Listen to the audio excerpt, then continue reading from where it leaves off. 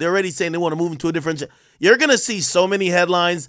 Again, this is gonna be like a 2-year process, and at least for the first 3 months, you get what I mean. There's probably gonna be a superseding indictment. We hear about more victims. We'll get into that too. Um, there's gonna be so many things that are gonna come out, and half of them, I gotta be honest with you, just me being on the media side of things, bro. I know how this shit goes. Half of these things are bullshit. Like, yes, he's locked up. You know what I mean? But all these other ancillary things is like, no, it's good. Next, you're gonna hear, oh, his kids are worried about him. Then you're gonna hear, remember that magic health condition? Listen, man, Diddy been fucking bitches for 40 years in 3-day long freak offs. That nigga ran a marathon in New York City. Come on, bro. He had to be in somewhat of a good shape. And every time he did a freak off, the nigga had motherfucking baby oil pouring through his veins through them IVs in the morning. So my nigga he got to be in good shape. But now you're going to hear that his health is in a deteriorating. How much I want to bet we're going to hear talks of a possible terminal illness that he never disclosed, but he's been managing. We're going to hear all of this. The media is going to love it. It's just bigger and more headlines. Unfortunately, that's just really what it is. You know what I mean? Again, it's the biggest story. Obviously, the story that's in rap, so we cover it generally. But, ancillary media that usually covers politics, they might be like, all right, for 3 days, okay, we'll stop being on Donald Trump's D and just cover, you know what I mean, who's been on Diddy's D, pause, you know what I mean, or whose D he been on. So anyway, I do have to give a little bit of warning on some of the stuff we might see here. Not everything is true, and I'm saying this from the media perspective. Like right now, if you're a company, if I'm Daily Mail, if I'm TMZ, every day you're gonna see a Diddy headline. It's not making it up. We're gonna reach for it. You get what I'm saying? Yo, like the whole suicide watch thing. It's protocol. Like actually, a lot of times when people go into protective custody, due to the nature of it being protective custody, where they're deprived of certain, human, needs, like interaction, like, being out of their cell a little bit more often. They worry about the person's mind state. And that is usually a protocol that is, in line. I don't know if it's just called suicide watch, but it's in line with what people would consider suicide watch. You get what I'm saying? But, it's Diddy. Like, yo, we're all thinking, yo, we all got this play scripted out like a motherfucker already. Yo, they're either going to kill him, right? And when we're thinking we're like the same people who killed Jeffrey Epstein, right? They're either going to kill him or he's going to do the Aaron Hernandez, realize like he got life and he going to kill himself. Or a nigga going to try him in jail. Or maybe do the freak offs in jail. Who knows? So anyways, it's unfortunately, And this is why I'm trying to also add some empathy to the situation, not necessarily on Diddy's side, but for everybody involved. Because I think for us, we're kind of detached so much that we're looking at this shit like characters, right? Like, yo, what's new in the Diddy news? Not knowing that he got multiple kids, new baby, like shit, he has a baby that probably can't even talk yet. Didn't he have just baby love like a year ago or something like that? So, we're still dealing with someone's life and freedom, and they have a lot of people who care about him. So we try to respect that. But of course, we're going to respect the victims as well, right? Or potential alleged victims as well. All right. Let me see where we should start. By the way, for all my people on Twitch, we do have, and as soon as I say that, like, I give the disclaimer that we got to be a little bit serious, have some empathy. The fucker in me never stops, yo. Listen, man. We need y'all niggas to sub up on Twitch. 1,000 subs is gonna get us to buy the 1,000 bottles of baby oil that they found up in Diddy's crib. He ain't using them. We might have to, put them on wholesale somewhere, Amazon, eBay, something. So we trying to buy the batch from the feds. Every sub will go towards copping the 1,000 bottles of baby oil, KY jelly, and all type of lubricant. You know what I mean? WD-40 that he found up in that bitch. But again, I'll start off with the obvious. The news did come down that Diddy was on suicide watch, right? And, again, I think what's kind of fascinating about this whole entire story is not only that Diddy is getting pretty much taken down. It's like, for me and you who've never really experienced that level of luxury, right? Like that level of luxury. Like someone was telling me a story last night. They're like, yo, if you think Diddy ain't going through it, they were basically saying like, yo, they were at some spot with Diddy, and who was telling me this? Or maybe I've seen it on an interview. I can't remember. And basically, they said Diddy went to use the bathroom, came out of the bathroom. I guess his hands were wet. I don't even know, or he didn't wash his hands. All he did was hold out his hands, and he had handlers or like butlers or whatever. They washed his hands for him. He had to do nothing. Dried it, everything, and then he just walked away. Like a guy who's used to that amount of care. Like this guy was getting daily, supposedly massages sometimes up to 3 times a day. He had a doctor on call sometimes to revitalize him after these freak offs. This guy had drivers. This guy had butlers, personal assistants. Like this guy pretty much, he's not really used to doing a lot of number one hard labor, I would imagine, in the last couple of years, and not used to not having someone that he could call to do things. So when you think about that, living in a $50 million house, have your own private jet, you have all type of vehicles, security. Life is pretty much, really trumped up at that point. And to be now incarcerated in a cell where literally you are on a set schedule to either get out or to eat, that is a tough thing to adjust to. And I think for us, like I'm pretty sure y'all have had a homeboy or uncle or, unfortunately, like that's going to jail. And you don't think about it for them like, damn, how are they dealing with jail, right? But like for Diddy, we're like, how is, like, you know what I mean? How is Diddy gonna cope, right?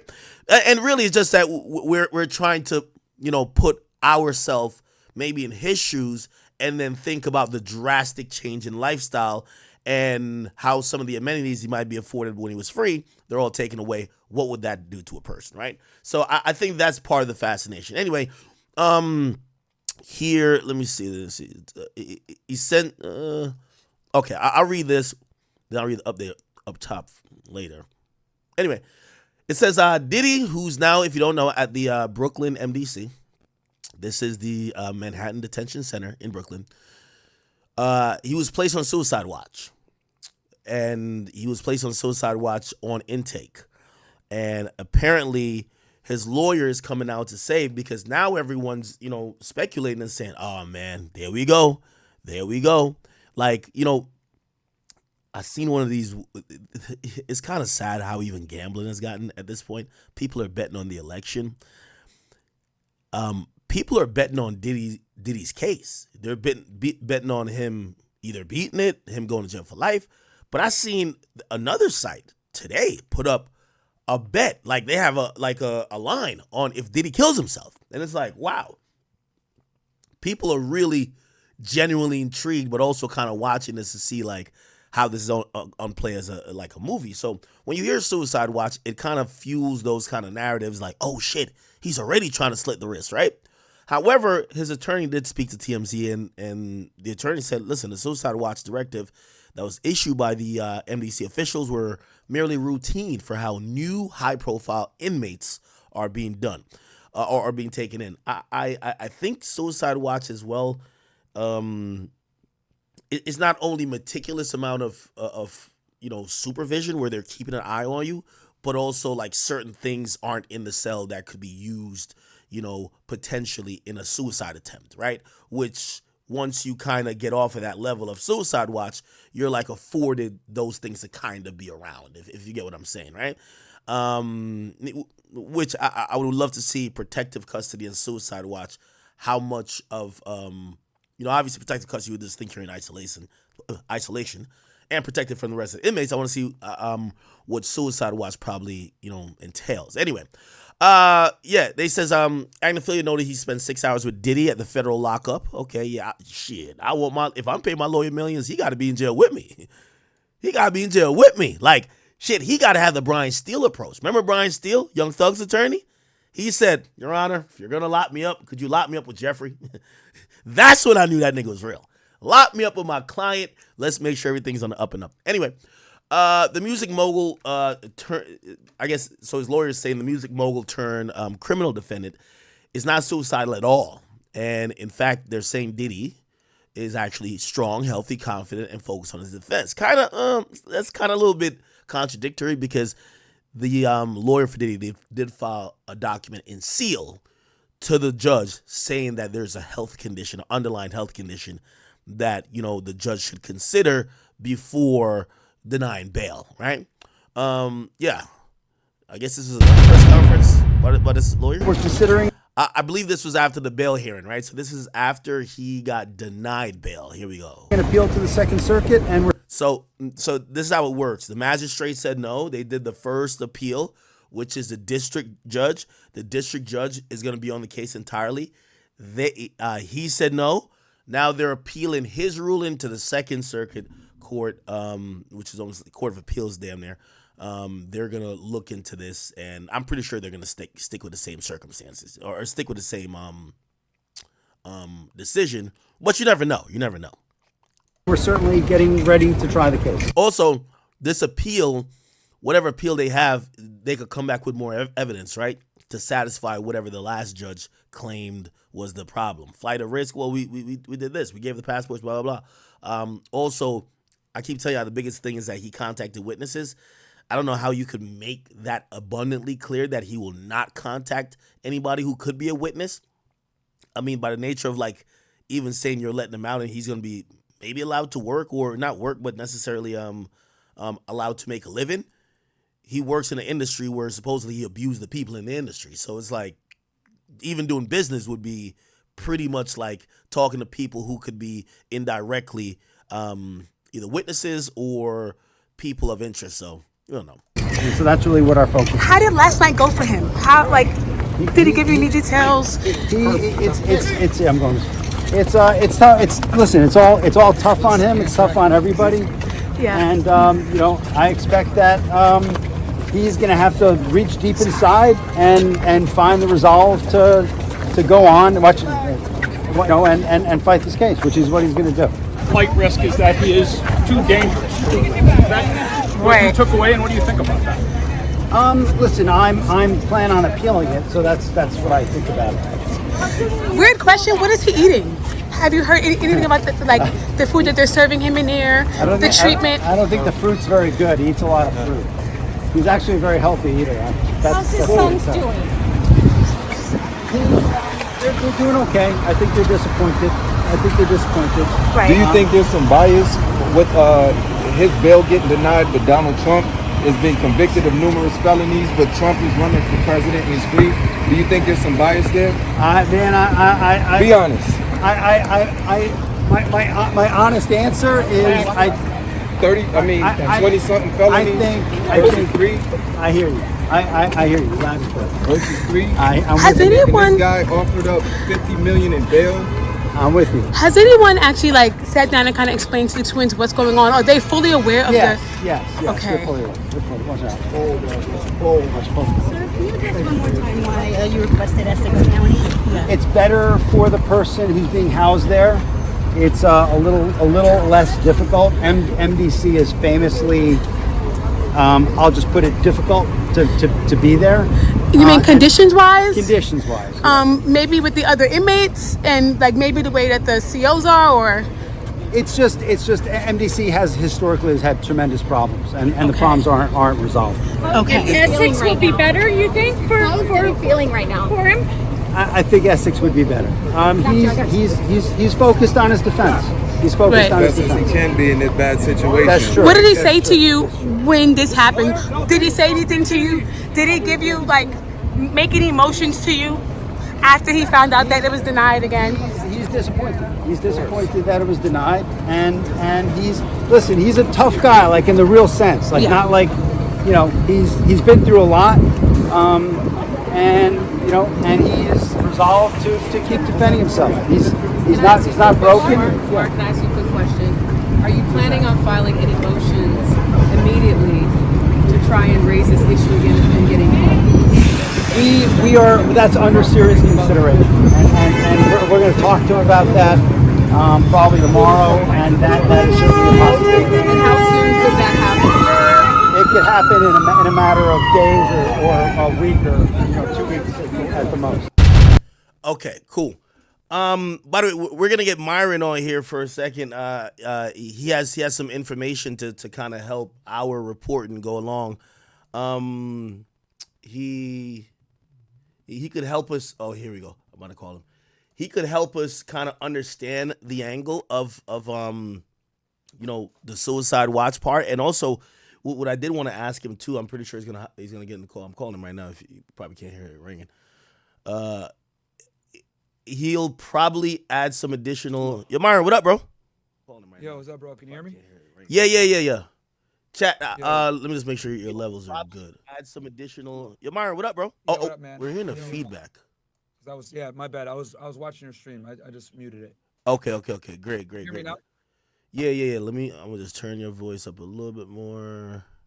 I'll bring the mic closer to me too. All right, cool. Yeah, chat. We're here with my guy Myron Gaines. You guys know him from multiple different things at this point. Obviously, he has a very successful channel called Fresh and Fit, but he does do Fed Reacts.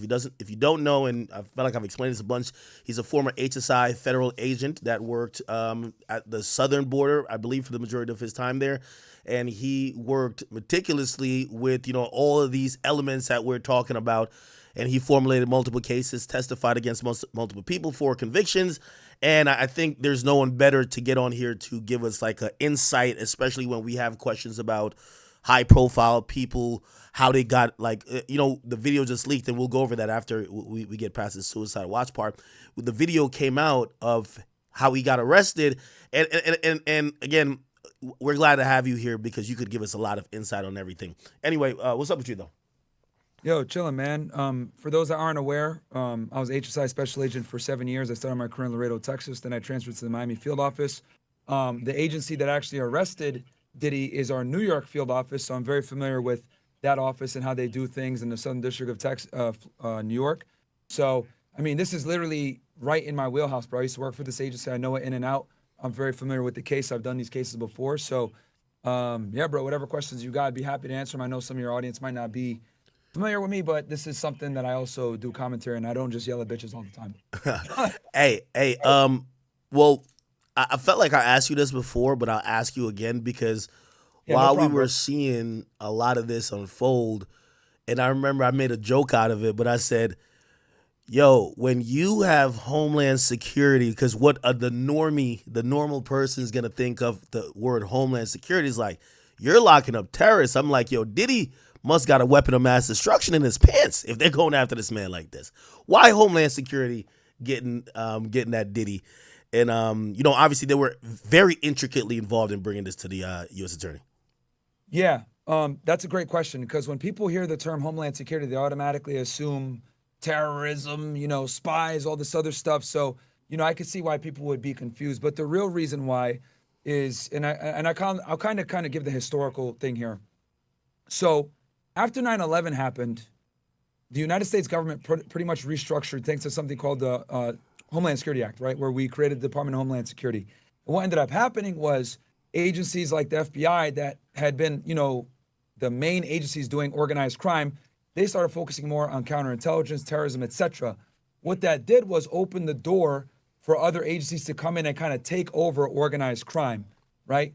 And HSI was one of those agencies that came in as the second biggest agency after the FBI, and they kind of took over a lot of these organized crime types investigations.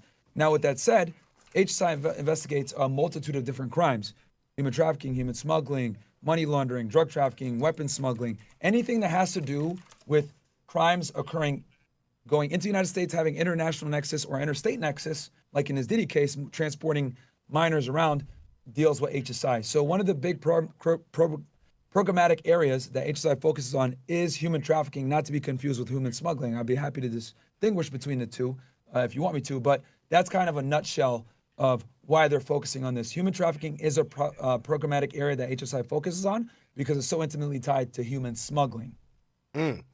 Okay.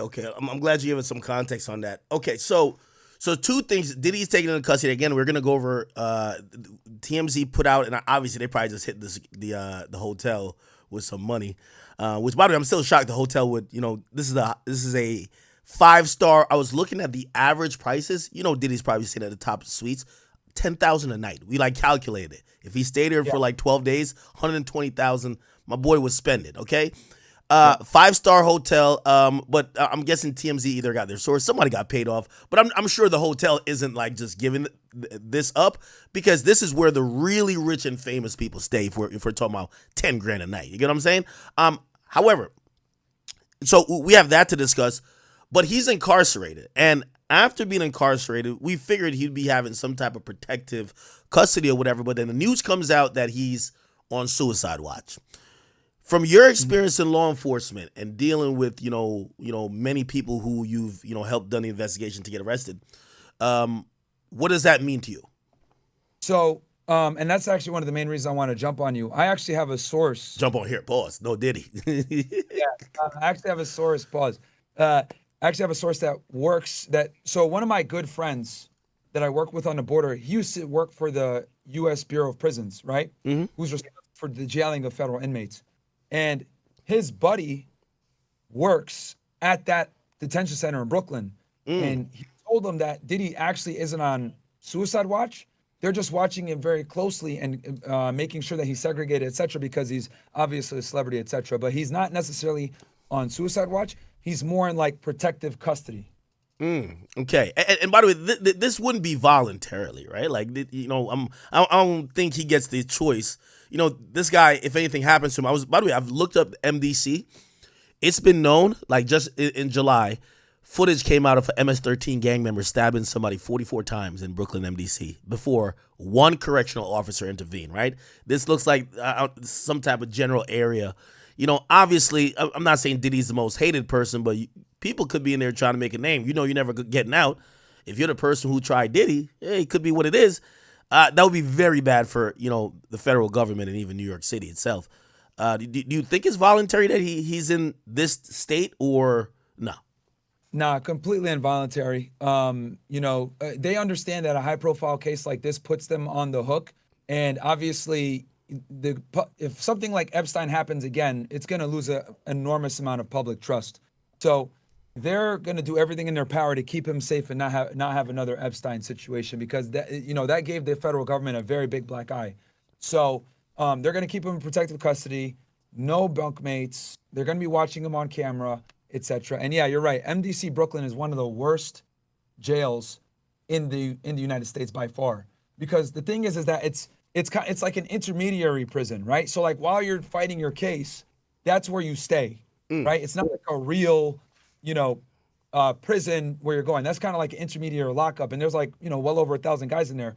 So definitely involuntary just on who he is, and if anything happens to him, it would really look bad on them, especially after the Epstein situation. Yeah, speaking about Epstein, I don't know how you say his name, but speaking about that situation where it was said and announced that he committed suicide, even though he was supposedly on watch, right?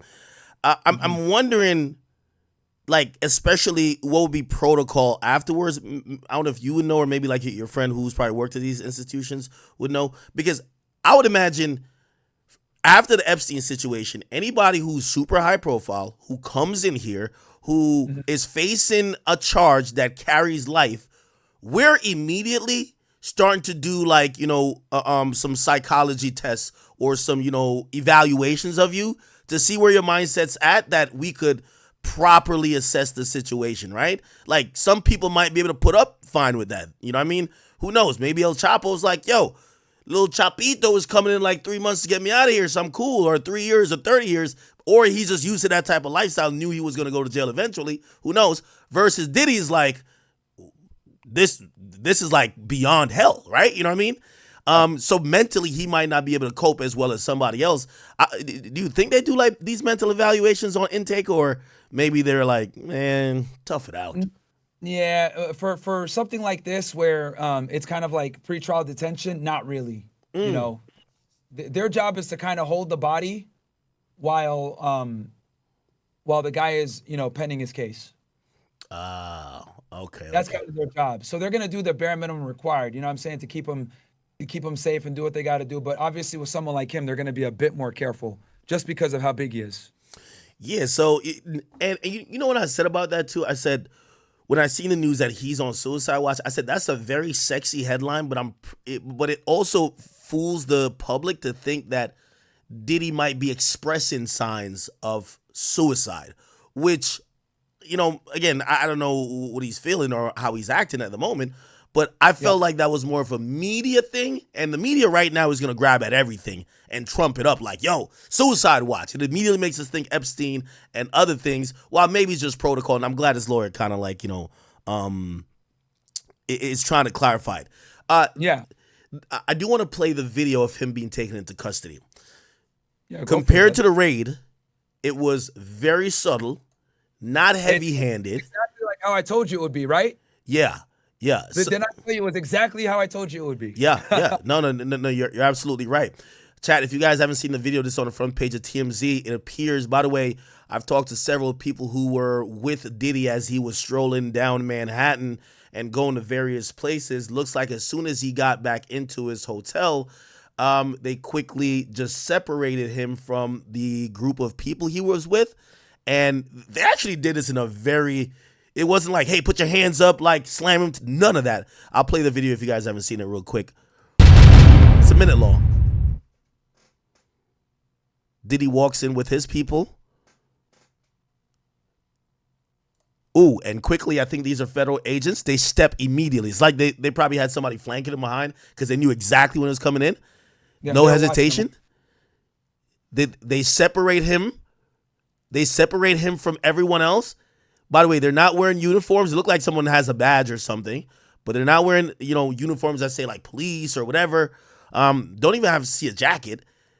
They walk with him alone. His people smartly don't follow and stay back. Yep. And I'm surprised only 2 agents. Like, Diddy was rolling around with an entourage of like 20 people. And it appears that they're joined by another officer who now. All these guys are HSI special agents and task force officers. Oh, wow. It's a lot of them now. Okay. Yeah. And now they're bringing Diddy out, and it appears that, his hand is behind his back. His hand is behind his back. And look like they stop him in that little area to probably like clear the walkway and make sure, they're probably trying to still keep it discreet, even though, it's an arrest is an arrest. And they're making sure the car is up front or whatever the wagon they're going to put him in. Yep. Yeah, they're holding him. Yeah. And then they bring him out. Wow. Yep. Yeah, Crazy stuff, man. Yeah, and this is him. This is him being walked. Walked quickly. Looked like quickly to a vehicle that's awaiting. We don't know what vehicle, if it's marked or unmarked, but I'm guessing by how they pulled up, probably unmarked, right? So you've done these type of things. Obviously, you've worked a lot in the southern border, but generally, what would happen before this happened, around the time of this happened? Keep in mind, there's multiple videos of like 20 minutes before. He's walking around taking pictures. Apparently, was even in Central Park early that day. What do you think was happening the entire day? From the agent's perspective? Yep. So, okay, I'll take you through. So what more than likely happened was they had eyes on him. They were watching him the whole time, and they said, okay, when's the most opportune time to get this guy? They probably wanted to pick him up in a way where there weren't going to be a lot of people around him, besides, obviously his entourage. And as you can see, they did it pretty respectfully, right? They went ahead, just like I had predicted, and arrested him in a fashion where it wouldn't cause great public embarrassment. I'm sure TMZ had to work their asses off to get this footage. The agents probably didn't furnish it to them, etc. So when you pick somebody up like this, right, you want to pick them up in a way where it's cooperative, it's respectful. You don't want to embarrass them, and the reason for that is because you want this guy to cooperate. So you understand, you get more bees with honey than vinegar. So that's why they went with that softer approach. Because at the end of the day, this is a conspiracy case. Keep in mind, this is a racketeering case. Racketeering means that there's always going to be other conspirators involved. So they want his cooperation to get anyone else. And that's why I'm pretty confident that they went this route. Yeah, it felt like they try to save his dignity to some extent. And we've seen a lot of times in New York City, like, for example, these are more local cases. But if anyone knows, and by the way, I gave a shout out to Lisa Evers. She's one of the most amazing people in terms of, diligently working on news. She's a news reporter, but also in hip hop as well. She's covered these joints that usually the police will give her a ride along to the bust. And there's a lot of they just busted something called Slattery Gang.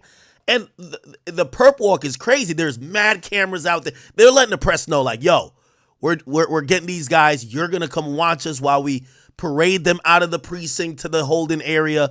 It's almost set up for the media. Here, it looks like it was super discreet. They didn't rob him of his dignity. Is that And always the case federally? yeah, the feds are way more fucking professional when it comes to arrests. And I'm not just saying this because I'm biased, but 9 out of 10 times feds are way more professional when they go about the arrest. And the reason for why they do that is because typically when feds are investigating, they're doing more complex cases that encompass a bigger organization, and they want to go ahead and get cooperation. Now, with that said, I want to be very clear about this. If they're doing a roundup and they're arresting a bunch of different dudes on the same day, then yeah, they'll do that perp walk. But something like this, right? If NYPD was arresting Diddy, they would make sure they did a perp walk. The feds, they're not going to do that because they want to get their cooperation. Okay. All right. Now, on a logistics side of things, right? A logistics side of things. I remember everyone criticizing how they went into his houses. They looked like it was a militarized approach. Shit, I told people, I'm like, hey, listen, I could say the same game. They executed a search warrant at my house before they kicked my door down. You get what I'm saying? They came in with like a SWAT-looking vehicle. When I really asked them why, I'm like, what the fuck? They were like, listen, you have 50 guns at your house. Like, we don't know if you're gonna just be willing. How do you think logistic-wise in making this arrest? They don't know. Diddy's rolling with 20 people, right? Like maybe he's cool to go, but somebody might have a gun. Yeah. How did they think it was gonna be so smooth? We didn't see any type of force. Do you think they were kind of watching the individuals he was with? You never know. Security might not understand the situation, even though they should, because this was imminent, right? There was pretty much almost a plan. Diddy knew that he was going to get arrested. How did they know they were going to face no resistance? Because this was no resistance. He was cooperative. They were soft-handed. Pause. It worked out perfectly. Yeah, I think it comes down to them doing their due diligence, watching him on surveillance, identifying everyone that's in his entourage that walks with him. They're obviously going to run every single person. Because here's the thing. When you're watching someone on surveillance like that, you're going to identify all the people that they're rolling with. And when you're someone like a Diddy, you're going to roll around with the same people every single time, whether it's your security guard, your publicist, etc. You're going to start to surround yourself by the same people everywhere you go. So the feds absolutely identified who these individuals were. They ran them through, ATF, see who has guns, who doesn't. They ran their driver's licenses. They got them fully identified and, ran criminal histories on them. So you can rest assured the fact that they went ahead and approached Diddy in this manner, they absolutely knew who everyone was in that entourage and made the decision to go about it that way and kind of arrest him. And I'm sure they probably still did it, what's called an operation plan, which I'd be happy to explain that if you want me to. Yeah, but, absolutely. Go ahead. Something like this, they knew what was going on and they knew who the people were. So that's why they went with that soft approach on top of what I said before, trying to elicit a cooperation. Now, an operation plan. Okay, let's go through this.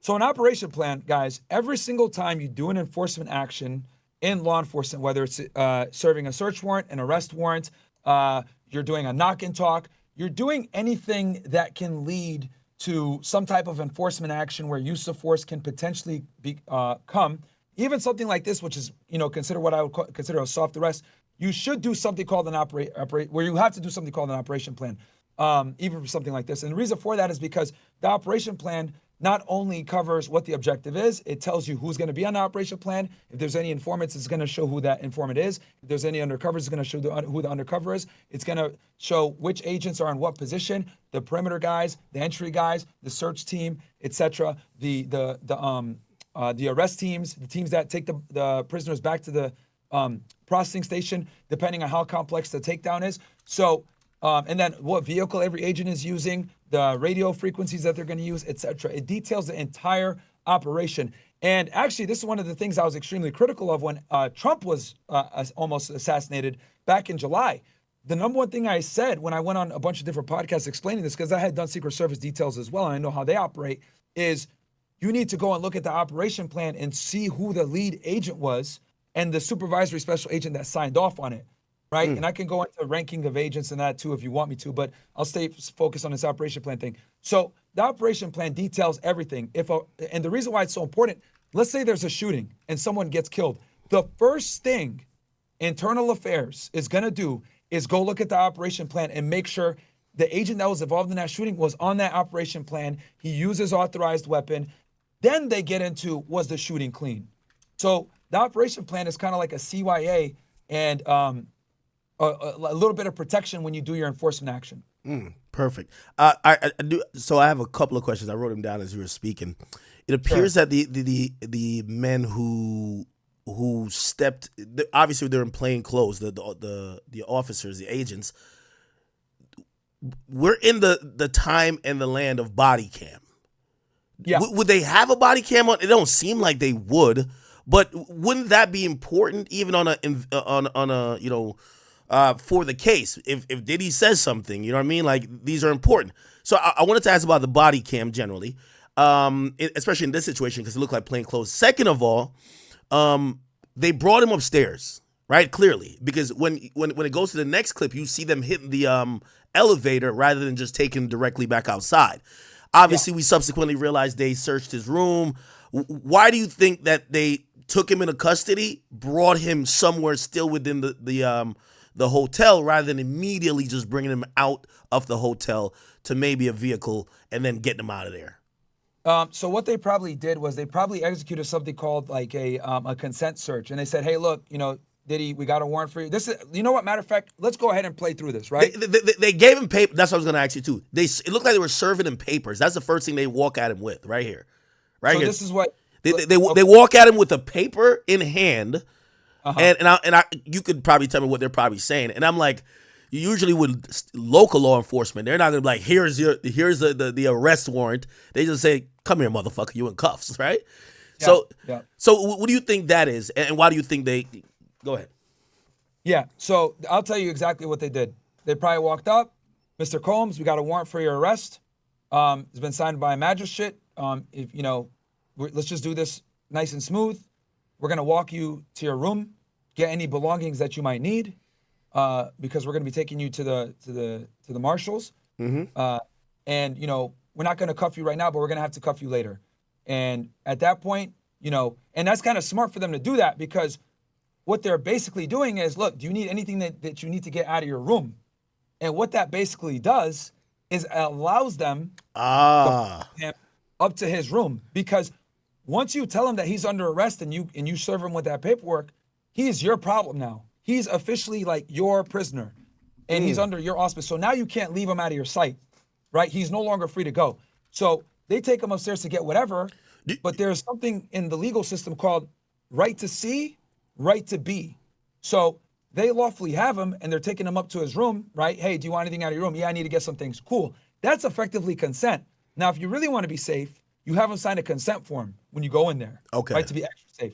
Hey, do you ever give us the permission to consent to search? Or they could go in, see something that might demonstrate that there's criminal activity going on. Maybe they see some coke on the counter, whatever it may be. They could secure the room, go get a search warrant, and come back and search it after the fact because they were legally there and saw the cocaine. And now they have probable cause to search the rest of the hotel. So this is actually a very intelligent way to kind of get yourself in the room, to snoop around and see if you could collect more evidence, while simultaneously masking it as a humanitarian effort where you're allowing them to get their personal belongings before they go to jail. Does that make sense? No, absolutely. So it's a possibility that maybe they didn't have a warrant for the room. I also do want to ask, but that's a good way to be like, hey, you need to grab anything. They walk in, they're not gonna just let him just waddle in. Well, I guess he was not cuffed then. Oh, just go in the room and do what you want. We'll wait outside. They're gonna walk in with him. Now they're looking around. If they see something illicit, they're like, all right, well that's PC for us to keep searching and find even more stuff. Let me ask you a question.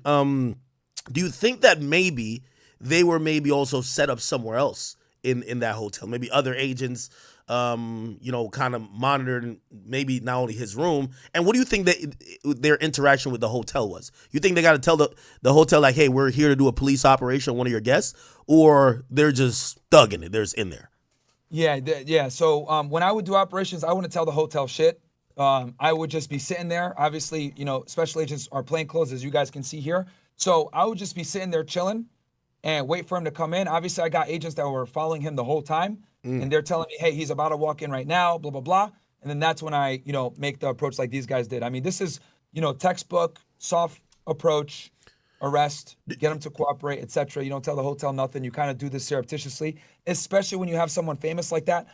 Typically celebrities like this have a connection and or a contact at the hotel. Yeah. So you don't want to notify the hotel because they might go ahead and tell Diddy, yo, just so you know, bro, there's some federal agents here asking questions. Don't come back here. Do you think Diddy knew he was probably being followed or being surveilled Maybe the whole time he was in New York, but definitely that day. I know that the security for 6ix9ine. He said like the 2 days before the feds, he really came in.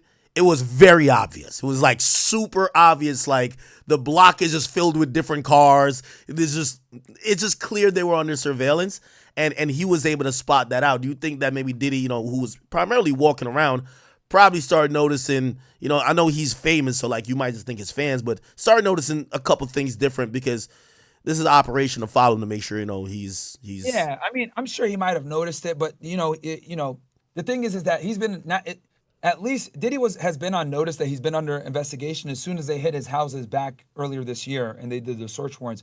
So at some point, at first he was probably really, freaking out, like, am I being followed, whatever. But then it starts to kind of, that level of paranoia just naturally goes down. You're under investigation. You know what's coming. You know you're going to get arrested at some point, and you kind of chill. And like, at this point, you can see he's very calm when they come up to him. It's almost like he knew it was going to come at some point, just waiting for the day. And it came, and he was smooth about it, and he knew. So it's a whole different thing when you know that you're going to be arrested versus when you get suddenly arrested. Do you think this might sound crazy, but do you think potentially he might be a little bit relieved because getting up every day, knowing that it's any day now, right? And you're like, will it be today? I'm getting locked up. Am I going to get locked up in front of my kids? Am I getting locked up in front of, like, while I'm doing a shout out video with fans? Like, how embarrassing is this going to be? Do you think he's a little bit at least relieved? Because he again pretty much knew it was coming, right? And this was a pretty much low key gig. Yeah, no, absolutely. I'll tell you a funny story. Anytime I'm going after someone, especially with drug traffickers, because drug traffickers are like the most paranoid criminals, because for them to facilitate their crime, they have to do their crime pretty often to make the money that they make, right? They always got to be dealing with product, dealing with money, dealing with weird individuals that they got to sell to, dealing with a connect here. So drug dealers are some of the most paranoid criminals that you deal with. And anytime I caught a drug dealer, right, on the ride to the jail, they would fall asleep. And the reason why is because they could finally fucking relax. So the first night that you get caught is actually some of the best sleep that they get, ironically enough. Oh wow. Okay, yeah. Because I mean, at that point you can't do anything. It's kind of over. Wow. They've been on edge. It's something that not many people know unless you've been a federal agent and arrested high-profile criminals. Yeah. They literally fall asleep the first time you get them. Let me also ask you. So in this process, and I think. Damn, I feel like we're like a hip hop legal channel at this point because we've been covering so many like cases and stuff. But a lot of people who are watching, they're familiar with like Miranda rights, and that's being informed of your rights, that anything you say or do afterwards could be used in that particular or any subsequent criminal case against you. And it's called Miranda rights. So it's like you have the right to remain silent. Now, do you think they do that immediately, or they wait till he gets to downtown, and we're saying downtown as whatever precinct it is, before they either, I don't know if they would try to talk to him again, if they haven't done an interview with him before, or as soon as they're putting the cuffs on him, they give him the Miranda rights? All right, so that's a fantastic question. Really good. I'm going to have to answer this in different parts because it depends. So when you first encounter the guy, like you see here, you don't want to read him his rights right away. Why not? And I'll tell you why. So you come up, hey, look, Diddy, we got a warrant for your arrest. Come with us. And then what you're going to do is you're going to kind of shut up or make small talk. How's your day today? How are you doing? What? Etc. You're not asking him incriminating questions. You're asking him, like, hey, we'll talk later. But you're just starting creating small talk, right? Let's see if they give you a spontaneous utterance when they get arrested. And I kind of explained this last time, but I'll explain it one more time for your audience because I know there's new people watching this stuff every day. Yeah. The spontaneous utterance is when you go ahead and you're making an arrest and the individual says something at the spur of the moment. Oh, I knew I shouldn't have taken that cocaine. Fuck this dude, bro. Damn it, Rico. Well, or they say like, so-and-so snitched on me. Must have. Yeah, okay. Exactly. Or like, bro, I knew this was a setup from Rico or some shit like that, right? That is considered a spontaneous utterance, and even though you didn't Mirandize him, that comes in because he just said it, right? So the Miranda kicks in really when there's two things present. When the person isn't free to leave and you're asking questions about their criminal activity, right? Yeah. So And this is kind of where you dance. This is what separates good agents from bad agents, right? This is actually what we're talking about right now. And I'm kind of getting in the weeds here, but I really want to give this detail to your audience. Like, they're going to get the sauce today. The good agents make the small talk, don't talk about the criminal shit, build rapport, bond with the dude, pause, right? And they do it totally naturally. Like, he's talking to you as if he's your buddy, and you don't even think he's a criminal investigator. Hey, how you doing? Blah, blah, blah. Look, man, I know this shit sucks. Let's just go get your shit. We don't want nobody seeing this. I'm going to cuff you in the front. You know, I got some guys outside. They're going to tell me when the coast is clear, we're going to bring you outside. We're going to make sure we wave off the paparazzi. They're not going to get no pics, right? We're going to take care of you in this situation. I know this sucks, bro, but we're going to, you know, we're going to handle it. Boom. Take them upstairs. You're still talking to them, soften them up, etc. And a lot of the times when criminals are getting arrested, they'll partake in the small talk with you. They will, right? So, because it's a very awkward situation, but they also kind of want to, you know, feel that they're talking to a human, you know, depending on the individual. Hardened criminals will just shut the fuck up. Dudes that have been arrested a million times, they won't say nothing. But somebody like a Diddy, who's never really been like arrested for real and spent time behind bars, they're going to be more apt to talk, right? So you're going to go ahead and build rapport with your guy. Then you're going to take him to the station. Once you get him in the station, you're going to put him in a room. And you're going to say, look, you hungry, you thirsty, you need anything? Yeah, you know, I'll get some water, whatever. All right, cool. Hey, we're about to order food from this spot. You want anything? Oh, really? Blah, blah, blah. Okay, cool. I'm going to order some food. I'll come back. Go strategize with your partner, what questions you're going to ask, how you're going to run it, get your recording equipment ready, blah, blah, blah. Come back in, give him his food, make some more small talk with him. You know, hey, you need to make any phone calls? You need to call any family, anything like that? You know, I'm not supposed to let you do this, but, you know, you need to make any phone calls? You want to call your lawyer? You started playing the game. I'm not supposed to let you do this. Yeah. Nah. Yeah. So you know what I'm saying? Like, dude, I'm telling you, I used to really do this shit, man. Like, I got a director's award for a fucking reason, bro. Like, and by the way, I'm watching this video, and I just noticed something else. When he walks in the hotel, there's an agent. So, Chad, if you're looking on the screen, there's an agent who's in that second corridor, or it's almost like a walk up to the front of the hotel. He comes in right when Diddy walks in. He cuts off the rest of the crowd. If you notice, the crowd stops. He clearly says something to them like, yo, all y'all back up. And then he walks in front, and then you'll see him in the next frame. I'm going to show you, Chad. So these two go after Diddy, and then there's a bunch of people here, and I think he says something to them. He's right here. You see this guy stop? Everybody kind of stops at the door. They don't keep walking in. Then this is the guy right here. He's going to cut them off and join these two agents. Yep. You see him right here, bald-headed guy? He cuts these guys off, right? He kind of walks through the crowd, right? And then you're going to see him, not in this one, but I'm going to show you the same guy again, which obviously they kind of, yeah, he's right here.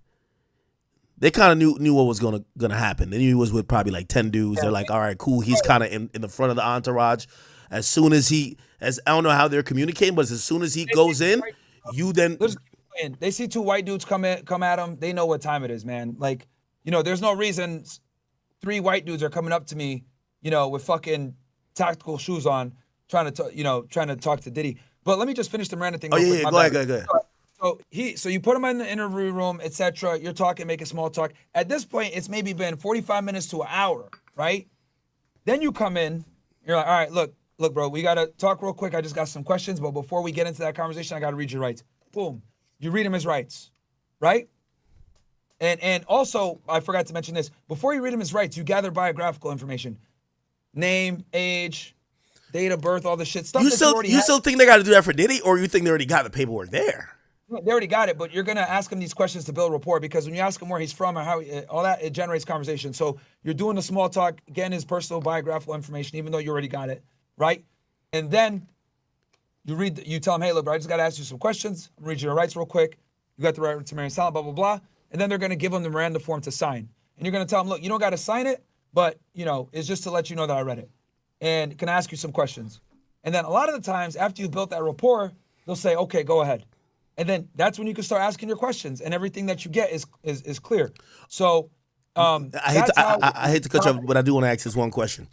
Yeah, so, okay, cool. you read the Miranda rights, and now the guy says when you say if you sign it we could talk, if not, your lawyer or whatever, right? The guy says I'll talk to you only if it's a possibility of me getting out of here today.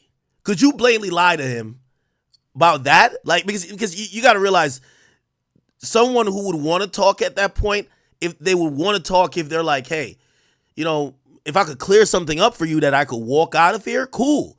But it's kind of conditional at times. What would you say to that person?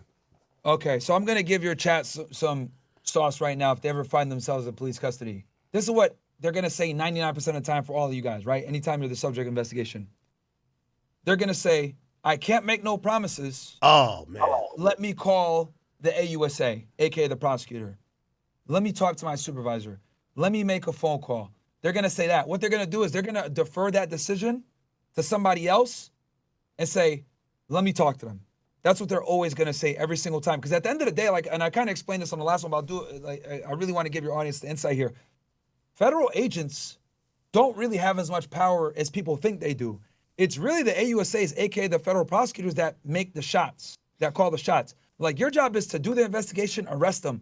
But once you got him under arrest and you're starting to gather evidence on him there and then, now the AUSA kind of has a lot of leeway into what happens. So, wait. Let me ask about that. I think you may have cleared it up last time, but I'll ask again. Maybe you could do it again. So, like, when a cop, like, for example, I've seen, like, I watch so many body cam footage, but a cop will pull somebody over and they'll be like, "Yo, I'll cut your break, bro. I'm not gonna charge you for this little ounce of weed, but suspended driving, the kilos of coke, I'm definitely charging for." And that seemed like officer discretion on what is going to be the charges that person's getting. So is there no discretion for the agents who are doing these investigations, arresting the guy? Okay, we're not gonna. All right, come on. Of course, you had a little pink cocaine in your room. We're not gonna hit you with charges for that, though. Yeah. Well, if it's a little pink cocaine, a lot of times it's not going to reach federal threshold for them to even warrant a prosecution. But okay. But to answer your question more fully, the state and locals have way more latitude to make probable cause arrest than the feds do. And the reason for that is because federal cases tend to be more complex, and AUSAs are very picky, and AUSAs don't want to lose their cases. So the agents got to work with the AUSA for a period of time before they can get the indictments and actually go pick the guy up. Whereas if you get stopped by a local police officer, he catches you with dope, he can make the arrest right then and there. But the feds aren't like that. You're not going to go to federal prison for having an ounce of cocaine. No AUSA is going to take that. That's street level shit state. They're not going to take that unless the person's like a violent criminal. There's some other extenuating circumstances. So the feds don't have as much jurisdiction to make probable cause arrests as the state does. Now, with that said, let's say you have them in your custody. Let's say, okay, let's go through a hypothetical here, right? Mm-hmm. Let's say they bring Diddy back, right? And Diddy's like, "Look, I'll cooperate with y'all. I'll give y'all somebody big," right? And he provides information that is good. The agent can go ahead and make a phone call to the AUSA and say, "Look, we need this guy out on bond," right? We're going to continue on because obviously we got the arrest warrant. We got to bring him in front of the magistrate, but we need this dude out on bond, all right? And this is a rare situation because typically when they're indicted and shit like that, it's been public or whatever, but there are certain situations where you could get the guy out on bond after the fact to cooperate. Okay. That is when agents could kind of come in and throw their weight around a little bit because what they're going to say is like, "Yo, we want to further the investigation. I need this guy out." And then if the AUSA is like, "All right, you want to further the investigation," and they kind of agree, then they'll talk to their team, and then they're going to go ahead and not object to bail. Interesting. By the way, another question, not exactly a follow-up to that, but one that I thought of in terms of like just agent rapport with maybe a potential defendant. A lot of people in hip hop have thought or has assumed, like, actually I believe one of his bodyguard has even said that based on certain communication they've seen before that seemed odd with Diddy and law enforcement, they actually believe that Diddy was a working CI at a point for maybe the feds. Okay, how would this work if you've had a CI? And by the way, we don't know if Diddy's a CI, so we're going off an assumption here, but I just want to set the scenario that we could get a realistic answer. If one of the CIs, right, ends up being a subject of a major arrest, how much of because I'm wondering, let's say Diddy was a CI at one point, Could he be like, yo, listen, I was giving you guys information. Like, you guys can't come back and charge me with certain shit. Like, I was help setting up other people for y'all. Like, could that be a thing, or would they make sure that the lines are very clear on, hey, if you were gonna participate in criminal behavior, we would make sure we clear you for that. But there's no way you're just a CI. Because I don't know if you've seen this movie on anybody seen this? One in the chat if you've seen this. It's called fuck. But it's popping on Netflix right now. Whitey Bulger, who's like a drug kingpin out of Boston, who was a CI for the FBI for all the years, and he was snitching on all his competitors, but he started taking it overboard because they told him, hey, you're a CI, we're going to kind of like look the other way with a lot of stuff you're doing, right? Because we have all these quotas and whatever to make, but you can't kill people. You know what he does? He feels like he has the protection of the feds. He starts killing people. You get what I'm saying? So later he gets taken down. Do you think that might, if Diddy was a CI, that might complicate things if now they're investigating crimes that maybe he was a CI for other people to take down other people of similar crimes? Yeah, that's a fantastic question. I'll have to kind of answer this kind of like the Miranda thing to give you the full picture, because this is another situation where it depends, but I'll go ahead and give you the different scenarios. By the way, the movie's called Black Mass. Thank you. Go ahead. Yeah. Whitey Bulger, I'm very familiar with him. Winter Hill Gang, Irish Mob. He basically provided information to the FBI against the La Cosa Nostra, the Angiulo family out of there in Boston, North Boston to be exact. And he was instrumental in, the FBI getting him, and he ended up getting John Connolly in trouble later on. I'm very well aware, and I went to college in Boston, so that case has a very significant role in my thing. But anyway, let's talk about informants. So there's two types of informants. Oh, actually, there's multiple types of informants. There's cooperating witnesses, there's cooperating defendants, and then there's official confidential informants that are signed up getting paid, right?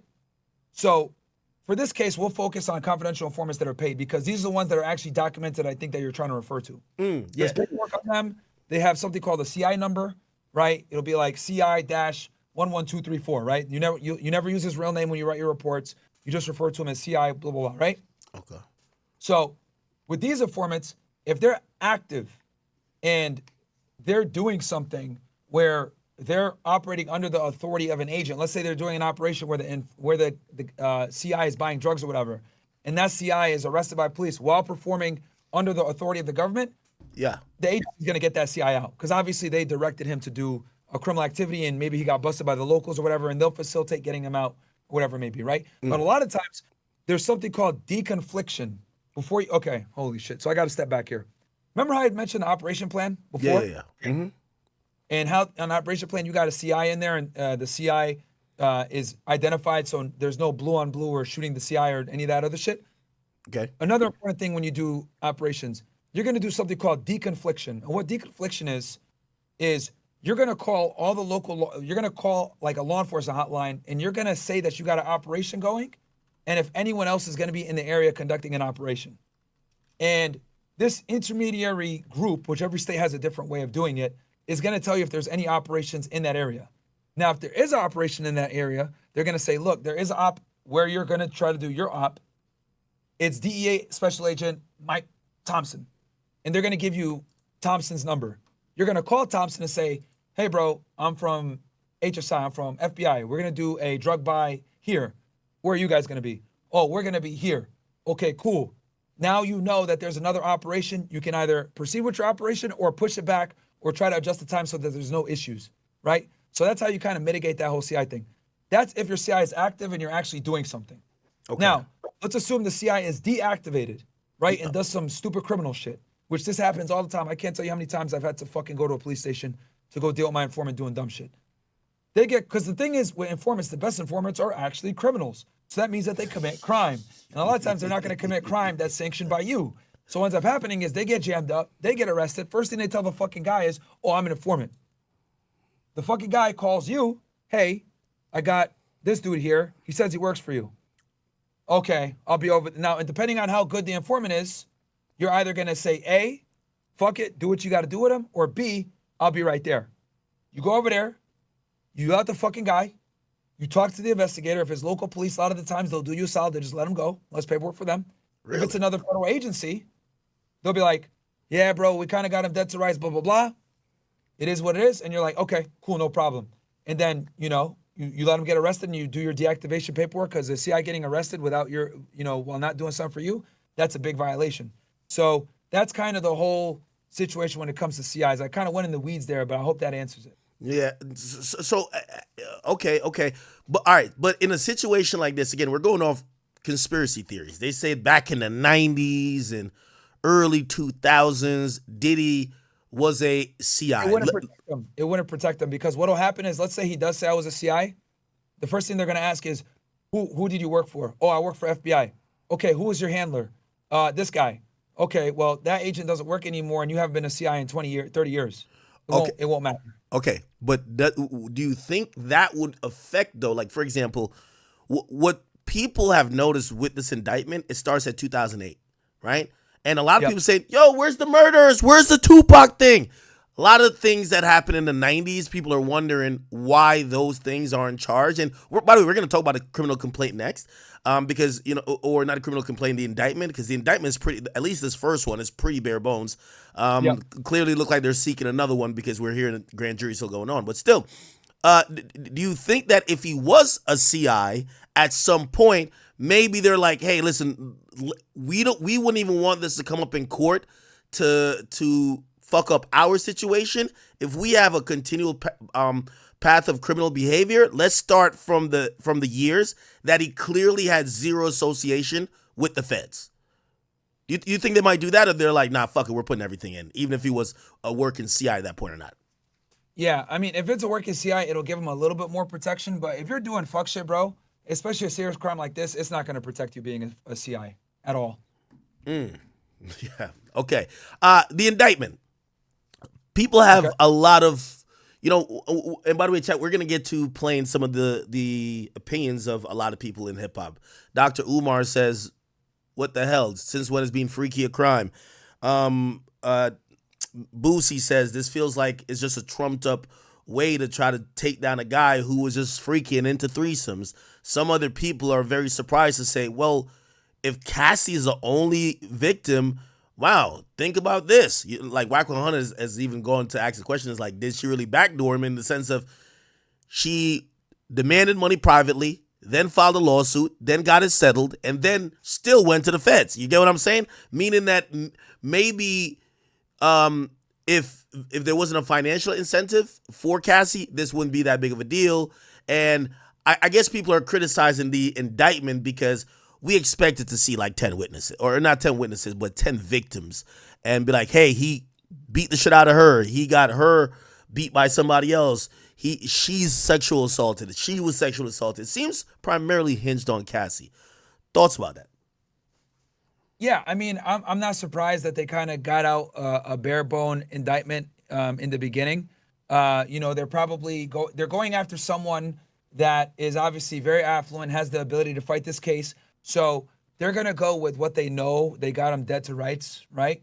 So, and then also obviously the investigation is pending. They're trying to flip people. They're trying to get more witnesses, etc. So I definitely foresee that there's going to be a superseding indictment. I mean, hell, they found an AR-15 with scratched off serial numbers at one of his houses. They could charge him with that all day, 18 U.S.C. 922K, right? So that's a federal charge right there that carries five years just off of the serial number. So I do predict that they can go ahead and get a superseding indictment, but I think that they're trying to elicit some cooperation and not play all their cards yet, especially given since this guy has the ability to fight this case. Hey, also as well, in the indictment paperwork, they provided some notice that there could be matters or assets that could be forfeited under, I forgot what the statute is. Is that normal? We usually hear about forfeiture in drug cases, but a forfeiture in a freak off case kind of seems crazy. Sorry about that. The forfeiture in a freak off case, you said? Yeah. Like usually when people hear about forfeiture, it's like, yo, you've been transporting drugs in your Rolls Royce, and you've been using this house as a stash house, sure. And you've damaged your community. You've there's a lot of damages from all the activity you had going on that was criminal. We need to make people whole, and we're gonna seize these assets under the forfeiture law to kind of make that happen. But in this case, it's sex trafficking, obviously clearly a crime, but why would forfeiture even be on the table? Yeah. So if you have a structure or a piece of property that was used to facilitate a crime, that that asset or whatever it is can now be forfeitable. So I'll give you an example. Let's say I'm a drug trafficker, right? And I got 3 bank accounts, and $1 of my drug proceeds goes into the clean money. Now all the clean money is forfeitable. Or if I'm stashing drugs at my house or have stashed drugs in my house, now that house becomes forfeitable because it was used in a crime. Same thing with these freak-offs were conducted probably at locations that he owned. Now those locations are forfeitable as well because it was used to facilitate the crime. I've always heard that the forfeiture law is very like people have mixed opinions about it, right? Like for example, I'll just make up a scenario. Okay, Roger got caught for selling dope, right? He was selling dope, and he was using one house as a stash house, but the stash house is really owned by his grandma, who supposedly didn't really know what he was doing. She's had that house for 3 generations, passed from her grandmother or her mom and her mom's mom, and now they're snatching an asset that is a family thing, and they're basically saying it's all for drugs, while the original owner, right, the grandma, wasn't complicit in this or wasn't intricately involved. So some people kind of feel like that's kind of unfair. Yeah, so in that case, the government would have to prove that the rightful owner knew that that criminal activity was being conducted at the residence. Okay. So No, keep going. No, I was just gonna say they would have to prove that, and then they'd be able to seize it. But if they can't prove that the individual that rightfully owns it was facilitating, they probably can't take it. Hey, by the way, so the full bail package, which was ultimately denied by the district judge, Aaron. And I'm shocked about that actually. That they Andrew denied it. L. Carter. Yeah. I was gonna ask you about in your time as a agent, have you ever seen a bail package this complex, this lavish, this this is a over the top attempt to get him out of jail, and Yep. I guess obviously this would be more of a question for Laura, but you definitely have probably seen these cases a lot. If they tend to turn down your either bail package or either deny you a bond initially once it gets to the district judge, do you think he'll get bail at all? In a lot of situations, the district judge ends up agreeing with the magistrate judge because the magistrate, and just for the audience so they understand. So guys, when Diddy was brought in front of a judge, he was brought in front of a magistrate judge. Magistrate judges are kind of like a formality to get you into the system because they're like on duty, and whoever was on duty that day to take on, for that week, they got to do all initial appearances. So it's kind of like, a luck of the draw. Then that magistrate judge, once they read your rights and, get you into the proceedings, they assign you a district judge. And then the district judge is going to be the one that actually presides over your case, etc. Now, in most situations, the district judge does agree with the magistrate judge, but there are opportunities for the defense to make arguments as to why they want to get bond. So in this case, I will not lie. This is an extraordinary bail package. I have never seen something so extensive when it comes to putting up your assets. I've never seen something this big. And to be honest with you, I'm actually really surprised that he didn't get bond. I thought he was going to get bond because from what I know, his defense team had been extremely cooperative with the feds. But clearly the AUSA's office doesn't care. They don't want him out. They argued against getting him out, as a matter of fact. I think the reason why is probably because they found firearms at his house. They found the AR-15 that had the scratch serial number, etc. So, but I've never seen a package this extensive ever.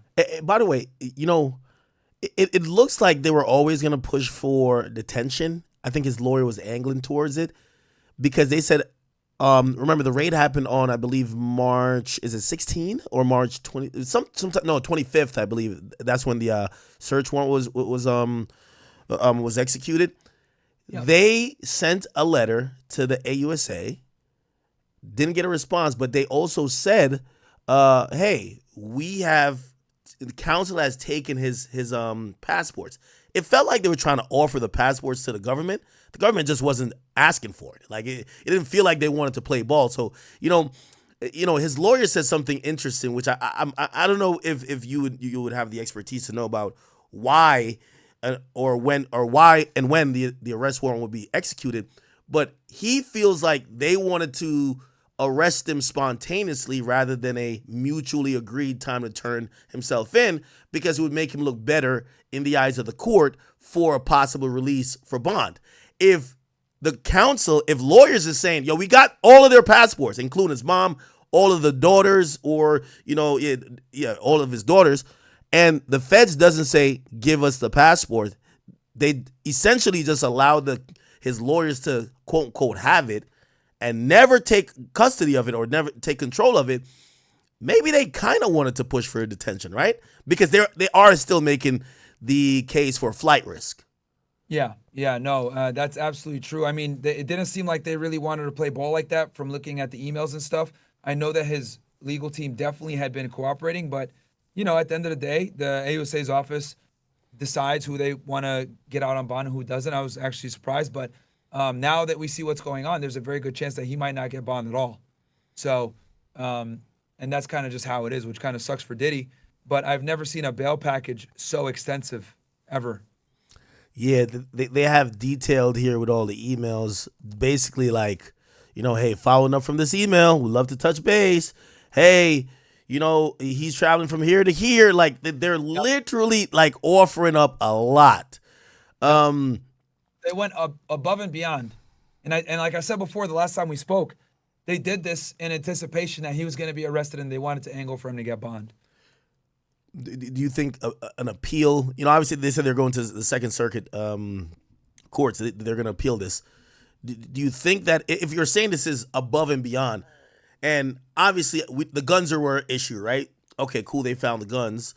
I think the witness intimidation is the worst thing. And now I'm going to ask you this, because you've always said this and I've gotten this from you. You said the right to monitor one's phone calls is like the highest amount of probable cause you would need to get that warrant to tap somebody's phone call. Yeah. They know of multiple attempts and calls that he made. Oh, hey, he called Kalina 54 times after he got a new civil lawsuit last week. I don't know if his phone is tapped, but it seems like they know a lot. Do you think they tapped his phone? No. And the reason why is because for a case like this that's historical, they're investigating crimes that already occurred. You're not going to be able to get the information that you need from wiretaps. And then on top of that, what about maybe a confession, an admission? Because I would think they would want to hear these conversations. To maybe he's calling them and be like, hey, you remember that one rainy night when we was all on the yacht and like you had 3 dicks in your mouth and you was drenching baby oil? Yo, I know you was tripping in the morning, but you got to tell him you were with it. You know what I mean? Like, he might say some things, He might say some things that'd be like, okay, so he himself even is knowing that he was on some fuck shit. You get what I'm saying? Okay, so we're at a crossroads here. Do you want me to explain the process of getting a Title III? Because if I explain to you the process to actually get a Title III, it'll make a lot more sense as to why that probably wasn't what they did. I do want you to do, but I also want you to answer the question of, in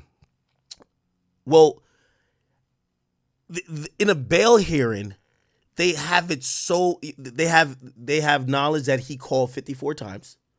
They have other conversations, even though they could have gotten those conversations from those people, because they eventually went to grand jury. Clearly, they testified in front of the grand jury. But they know a lot of his phone conversations. They even cite him directly saying at one point, hey, I can't talk on the phone. My phone tapped. Obviously, they're not going to admit right now that they ever tapped the phones. But how do you think they're getting these information? They're not tapping the phones. And then, of course, you can explain now Title III. Go ahead. Okay, because the things that you're mentioning, which you're referring to phone frequency and contact, that can simply be done through a subpoena. You can just do a subpoena to AT&T or whoever his phone carrier is, and they'll give you all the tolls, and you can see Oh, that he okay. called these individuals on these days this many times, or a pen register like before. So the things that you're saying that they're collecting, these are things that don't rise to the level of a Title III. Okay. Okay. All right. That makes sense. That Yeah. does make sense. Okay. I can do a full thing on how, from A to Z, what it takes to actually wiretap someone's phone if you want me to, but No, no. that's up. Well, maybe you could do a little bit of a hybrid. So let's. You're back in your agent shoes. You're doing an investigation. A guy kind of like feels like the feds are closing in a bit, so he's trying to tie up his loose ends. How do you monitor that? And like how do you juggle it both like three ways? Like how do you juggle it by saying, oh, we need to take this guy in custody now? Because who knows, he might be reaching out to people who you're trying to flip. You're trying to flip these people. He's reaching out to them, trying to offer whatever incentive, right? He's intimidating people, possibly. You know that, say you're working on the southern border, some of these people are prone to a lot of violence. They might be like, yo, if you talking to feds, I'll kill the shit out of you. You get what I'm saying? And also just, it's at the point in the investigation where obviously, like, you have your evidence, which may be dated, but you are hoping this person fucks themselves. You're hoping that for whatever reason, they just get on the phone and just start ranting, or does something now to basically verify your case that is based on evidences that's from over like 15 years ago. Okay. I'm going to answer this question. Give me 1 second. I'm going to take a quick piss and get an energy drink, and I'm going to knock this out the fucking park for y'all. All right? Okay. Give me 1 sec. All right, it's all good. It's all good. All right, chat. While we wait for Martin to come back, hopefully you remember the question, but hopefully he got a notepad. He always be writing shit down. Chat. Yeah, I can't call him my boy because I don't know the nigga, but this is how MDC Brooklyn. Back in 2019, notoriously there was no heat. There was no electricity. Apparently, the inmates were in sub-zero temperatures for 6 days. This was a really, dire situation. And people have just said, like, for example, here, people have just said this is a really horrific place to be. Now, if we're just expecting that Diddy's in the same type of place that every other inmate is going to be, maybe just on an isolation like wing, he is going through it, right? Also, what we do have to get to. Wait, actually, I got my little list here. Chat, don't worry. If you're rocking today, we're gonna be here for another at least 5 hours. So don't you worry. We'll cover all the Diddy stuff within the next 2, and then we'll rock out with a regular stream afterwards. All right, I'm back. Ak. Okay. Do you remember the question? Yeah, I do. At first it was, what do you do when if you're listening to the phone and you hear him trying to intimidate witnesses or threatening violence, etc., and how do you operate? So to get to that point, you actually have to be on something called a Title III. And a Title III intercept is monitoring emails, phones, BBMs, etc., real time, and you're getting the content. Did so you when say they get BBMs? a text message, That's like BlackBerry shit, huh? yeah, BBMs, exactly. A lot of Mexican drug traffickers use BlackBerry Messenger. Still? It's really big on the border. Yeah, they do. Because it's one of the most secure phones. Oh shit. Okay. BBM. All right. Go ahead. So yeah, a lot of the drug lords do it. But so a Title III is where you're actively monitoring and collecting information from a device, and you're getting the contents. That's the most important thing. You're not just monitoring it; you're getting the content. So if I wiretap you, Ak, and someone sends you a text message, I see that text message as well when you get it. If someone calls you, I hear that phone call and I can listen to that phone call as you get it, right? So that's a Title III. Now, how do you get a Title III? The Title III intercept is the most invasive law enforcement technique there is in the United States of America, okay? And it requires a lot. I'm going to kind of go through what's required, and this is going to answer a lot of your questions. Step one, you're going to need, and I've never explained this before, so your audience is going to get something fucking crazy right now. I'm going to go through how the feds do this shit, because I've done it myself.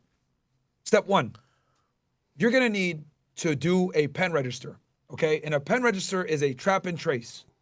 That device, what it does is it Oh shit! Look at that picture. The fuck? Yo, I think he's pouring champagne, but you never know. It might be, you know what I mean, carbonated baby oil. You get what I'm saying? Fuck, man, this dude. Anyway, so step one is you're gonna get a pen register, aka a trap and trace. That is a court order, right? So for that, you don't need much, like reasonable suspicion, right? So let's say I'm investigating you, Ack, right? Yeah. For drug trafficking. I know that you're committing the crimes. I've been watching you on surveillance, etc., and I know some of your conspirators. I put a pen register on your phone. Now I'm seeing who's contacting you at certain times, right? Yeah. So when I'm watching you on surveillance, I know that you like to meet up with Tom on Tuesdays to pick up drugs. So not only am I watching you on surveillance, I'm also looking at your phone, who you're contacting, who you're texting, etc. Again, it doesn't show me what you're doing. It just shows me frequency. So when you're doing this, you're contacting these numbers. I subpoena those numbers and I identify another 3 individuals, right, that are involved in the drug trafficking because you're calling them when you pick up, you're calling them when you drop off, and you're calling them when you're driving home. That's more than likely co-conspirators. Then I get an informant in. The informant talks to you and makes what's called dirty phone calls to you, right? And we need 2 dirty phone calls. Now, what we've effectively done Wait. Hold on.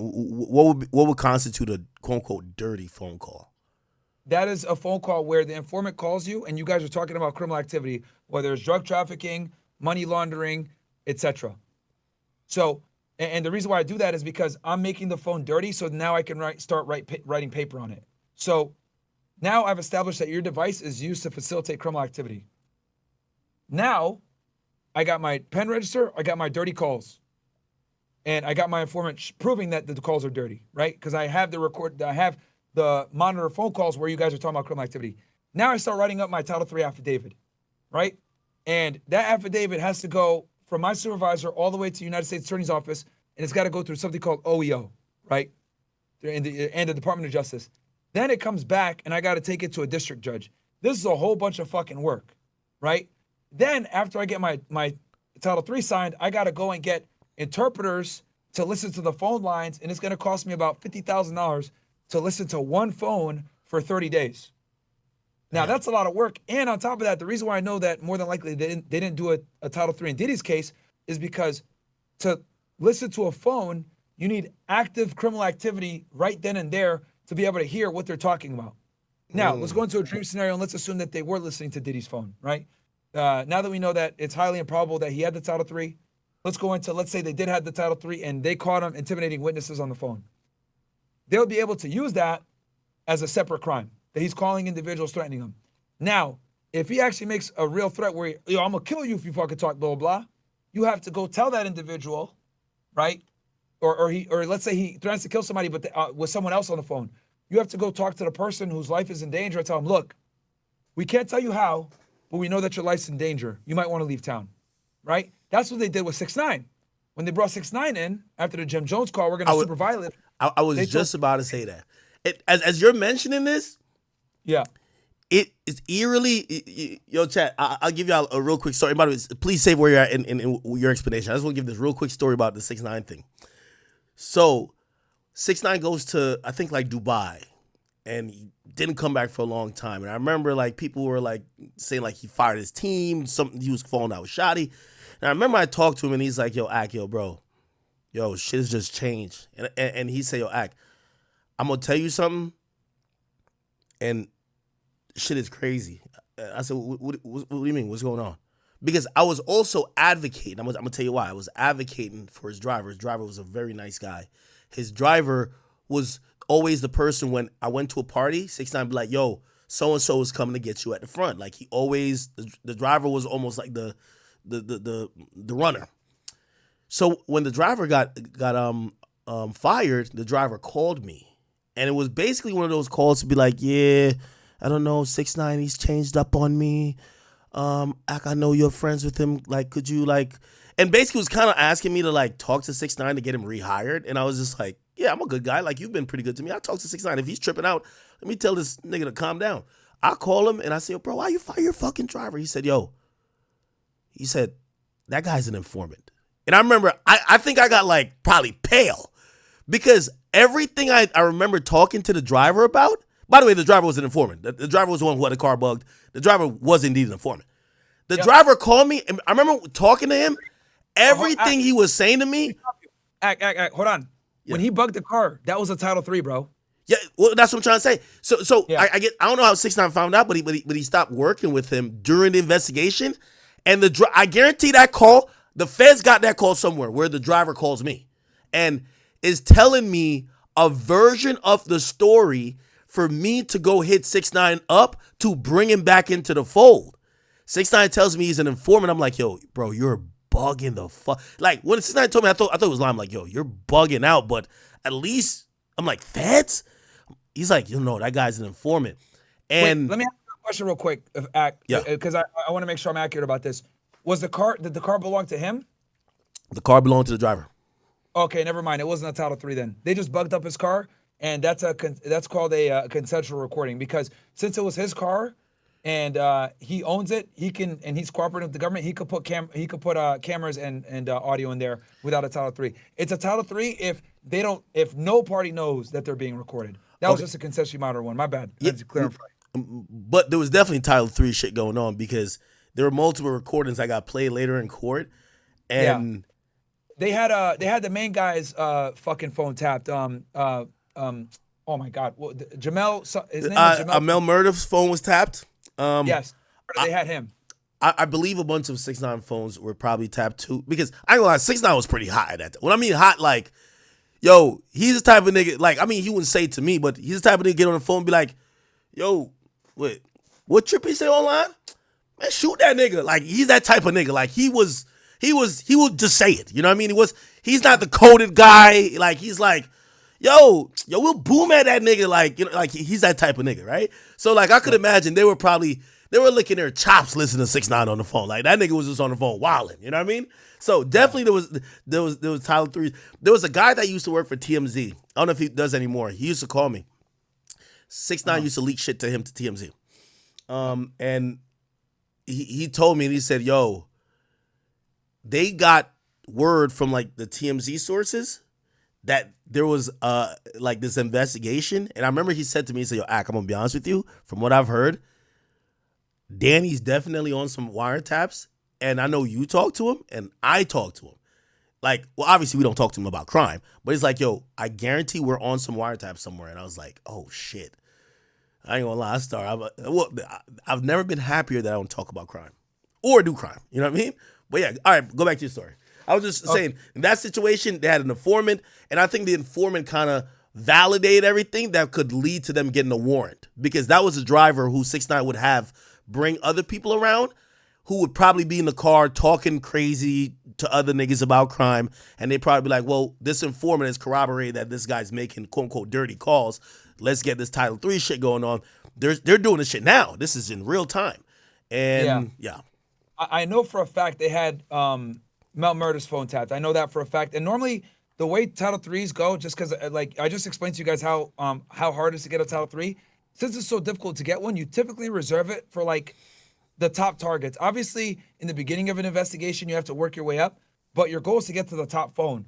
So I doubt that they were tapping Mel Murder's phone and had a Title III going on Tekashi at the same time, because I don't know if I don't know. I'd have to look at the discovery, but I don't think they had Tekashi's phone tapped because he incriminated himself so much and they had him dead to rights and he flipped. But anyway, to go back to what you're saying. So now hold on. Oh, I'm sorry. Let me add one more thing. Yeah, go ahead. They had Shotty's phone tapped too. That makes sense because he was high ranking. Yeah, according to 6ix9ine. If they had Shotty's phone tapped, they don't need 6ix9ine's phone. Well, I guess 6ix9ine was like, he was probably the easiest person to get tapped. Well, I don't know. Who knows? I never heard anything about 6ix9ine's phone getting tapped because he cooperated, so they didn't have to use those evidences. But in the case, I wouldn't I would if I had Shotty's phone. There's no point to write paper for Tekashi's phone. Supposedly, with Shotty, so when they bring in 6ix9ine on am I forgetting the dates now? November 18th, 2018. I always remember arrest dates. Yep. They bring him in on that like 2 days before. They say, hey, listen, we have gotten information that somebody's gonna try to kill you. Yep. Do you want us to protect you? He said, nah, I'm good. He leaves, and I told you he was gonna go to the casino. He was going to Mohegan Sun. That's why they stopped him. Now, the only thing I'm unclear about, because when I talked to 6ix9ine, I think that's they were looking at him as a potential target to flip. According to what he told me, and we talked offline about this a lot. Oh yeah, I told you he was the guy they wanted to flip the whole time. Because I don't know if you want me to explain it again, like where he was in the hierarchy, why he was so valuable. But I'll let you finish. Then, if you want me to explain that, I can. Well, they played him audio of Shotty supposedly talking to his girl and basically almost like corroborating that. I forget if it was his girl or to the other guys, but he somehow said, like, yeah, I messed with his girl. That was enough for 6ix9ine to be like, oh, okay, if this goes down, I'm flipping. You get what I'm saying? So, like, that's a dirty game. And by the way, obviously, that's not what wiretaps are for. It's supposed to be criminal activity. But throughout the mix of whatever they recorded legally or kept legally, they had enough to play for him and say, hey, listen, just to let you know, these are the guys who are your brothers. 6ix9ine says, fuck that, I'm telling. That's a successful flip right there, right? Absolutely. That's playing a dirty game too, though. Hey, I'm listening to your phone call for criminal activity, but I hear that you've been fucking your other homie's girl. Now I get to use that info to fuck with his mind that he flips on you. Yeah, no, absolutely. And I can talk about that a little bit. So when you're monitoring a phone, you have about 30 seconds to listen. And if it's not pertinent criminal activity, you can't use it, right? You can't use it like from a criminal standpoint. But that doesn't mean that you can't use it to flip an informant, though. You might not be able to bring it in court on an admissibility situation, but you can absolutely use it to create an informant for sure. So according to 6ix9ine, what he told me, he said he heard wiretap that heavily influenced what he was going to do. Heavily. Like, he said he was in disbelief until they played other people's recordings of people he thought he was friends or was dealing with, and it made him now feel like, well, they're not my friends. So now when the feds say, hey, we have a situation where you could cooperate, he says, all in. Yeah, no, of course. And they probably showed him all the evidence they had against him. Like, it was, it was just overwhelming, and he's going to decide.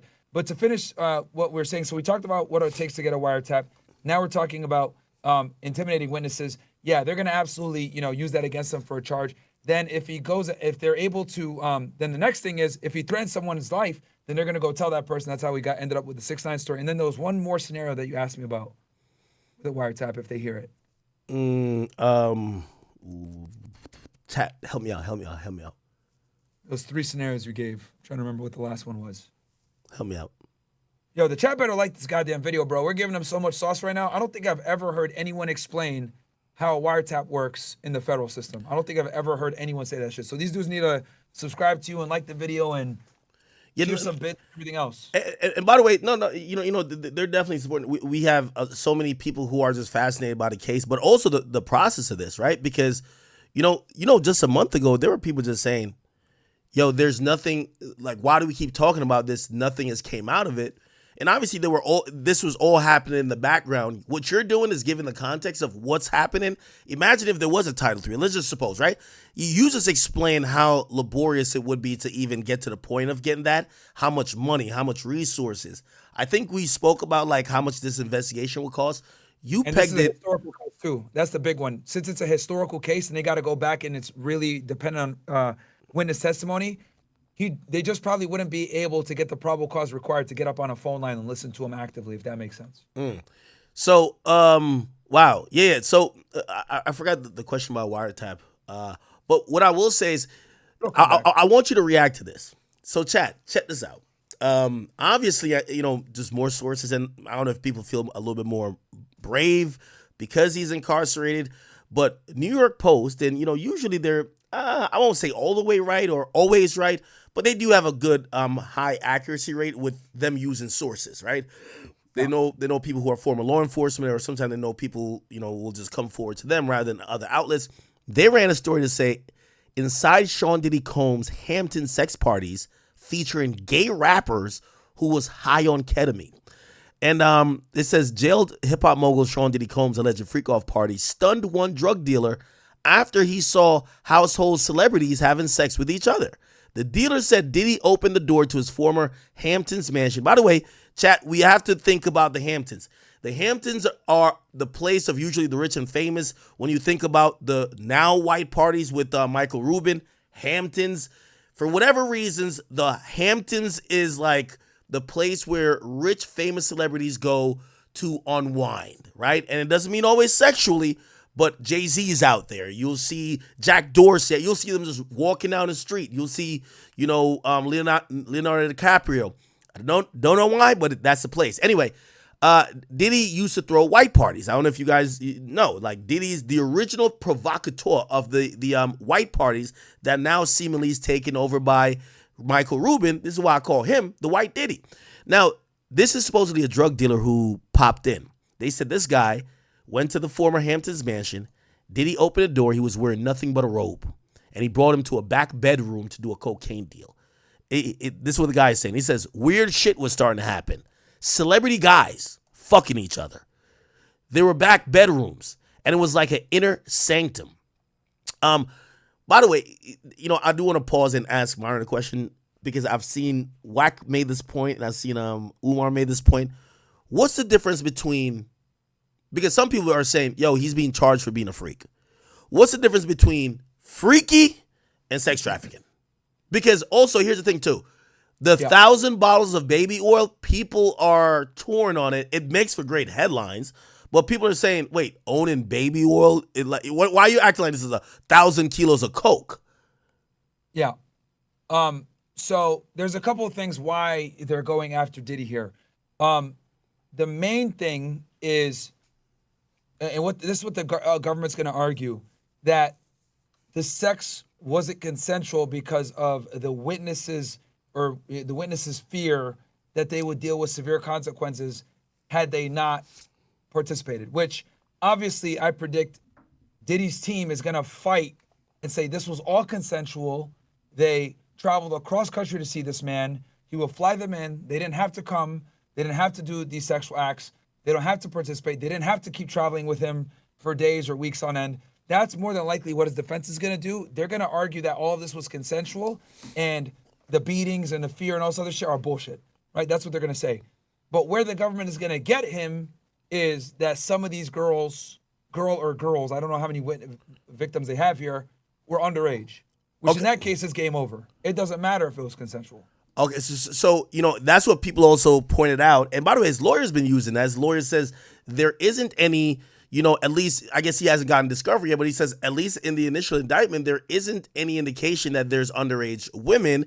And he actually took offense to Diddy's case being related to R. Kelly's case and, of course, Jeffrey Epstein's case, both in which there were underage victims who are unable to give consent, so automatically any sexual activity and transporting them from state to state just initially falls into sex trafficking. If you're an agent investigating this case and you're starting to see, you're dealing with a celebrity, right? So put your your agent hat on again. Sure. What are you looking at to see if it fits under sex trafficking versus, hey, these were willing participants who are just freaky like Diddy? Like, what are the things you're looking at? This is a fucking great question, bro. Because and also, you have to manage that there are civil suits, so there's a financial incentive. Go ahead. Okay. So this is a fucking great ass question, bro.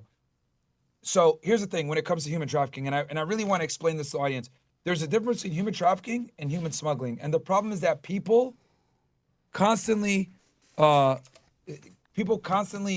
forget that they're two different crimes, right? So what ends up happening a lot of times is human trafficking gets conflated with human smuggling. Human smuggling is the illegal. Oh, my bad. What's go that? ahead. No, Okay. go ahead. I'm playing a video in the background. I forgot to mute it. You good. Human smuggling is the illegal migration of illegal aliens into the United States, right? That are immigrants or illegal aliens and whatever, right? That's human smuggling. They typically pay a fee and they come in. Human trafficking is the forced labor of an individual or moving them around for some type of benefit to the person where the other person doesn't get, right? There's different elements to the crime, right? Under duress, can't leave, etc., all this other stuff. That's the two main things. Now, what happens a lot of time is people think that prostitution rings are human trafficking rings. What the reality is, it's just prostitutes that work with a pimp. And they got mad at their pimp and said, I'm being human trafficked. Then when the feds actually show up and ask questions, they're like, no, I was just mad at him. It wasn't really human trafficking. He didn't pay me and I was pissed off. It's not human trafficking, right? Because they were doing it electively. So I say all that to say that human trafficking isn't easy to prove. It's actually a pretty hard charge to prove because you need to prove that it was against their will. And I predict that his defense team is going to use the fact that it was consensual and they made overt attempts to engage in the said acts when they didn't have to. Now, where the feds are going to come in, and this is why feds typically take human trafficking cases in the first place, is when underage girls are involved, because it makes it a lot easier for them to prove their case. Because even if the girl was consensual to it, it doesn't matter. The girl can't consent, so therefore it's human trafficking automatically. Okay, so you know what? So, and I know some people are like, "Yo, thank God Act moved off of the Drake and Kendrick stuff." But a lot of times when people think about trafficking, we think about like containers, like, "Yo, you're locked against your." I heard someone say, "Bro, y'all got to come with better." Like if you're saying trafficking or sex trafficking, y'all can't just say baby oil. Where's the handcuffs? Where are these physical things that show that people could have not left? Walked out the door. Hey, y'all about to have a 5 niggas and 2 girls all fucking? Goodbye. In your experience, is that just a fallacy that sex trafficking or human trafficking, well, let's say sex trafficking, is like people locked in vans and traveled across? Because I know Diddy's lawyers are going to make the point that, wait, how was Cassie trafficking?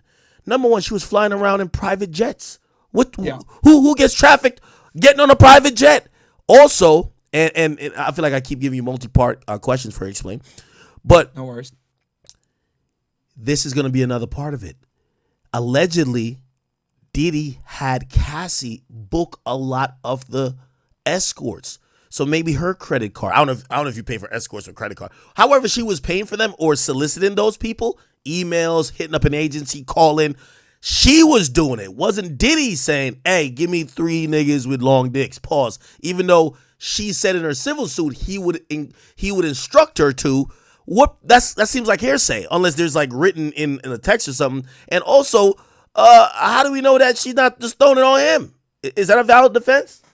No, and you best believe that I guarantee Cassie is probably a witness in this investigation. And real quick, I just want to tell everybody that's watching me, guys, I'm going to get off Twitch. I'm going to be on YouTube and Rumble. So come on over to YouTube and Rumble, guys. I'm going to get off my Twitch stream. Fresh is going to go stream with FaZe. So that's what's going to be going on the Twitch channel. So I'm going to get off.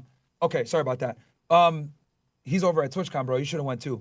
But to answer your question with Cassie, okay, so I'm pretty confident that she's probably a government witness at this point. However, I anticipate that one of Diddy's defenses, I'm glad that we're having this conversation, he's probably going to have receipts and proof that she aided him in facilitating these sex parties. They were together for so goddamn long, he probably has some dirt on her too, to show that she was involved as well with helping him set this shit up. Because make no mistake about it, she was, when he was sitting there watching her get plowed by other guys or whatever, it was consensual a lot of the times. Was it every single time? Maybe not. But there was a lot of consensual fuckery going on too. Okay, is it possible? And now we're into the woods. But again, I want you now as as an agent, to think about it like that.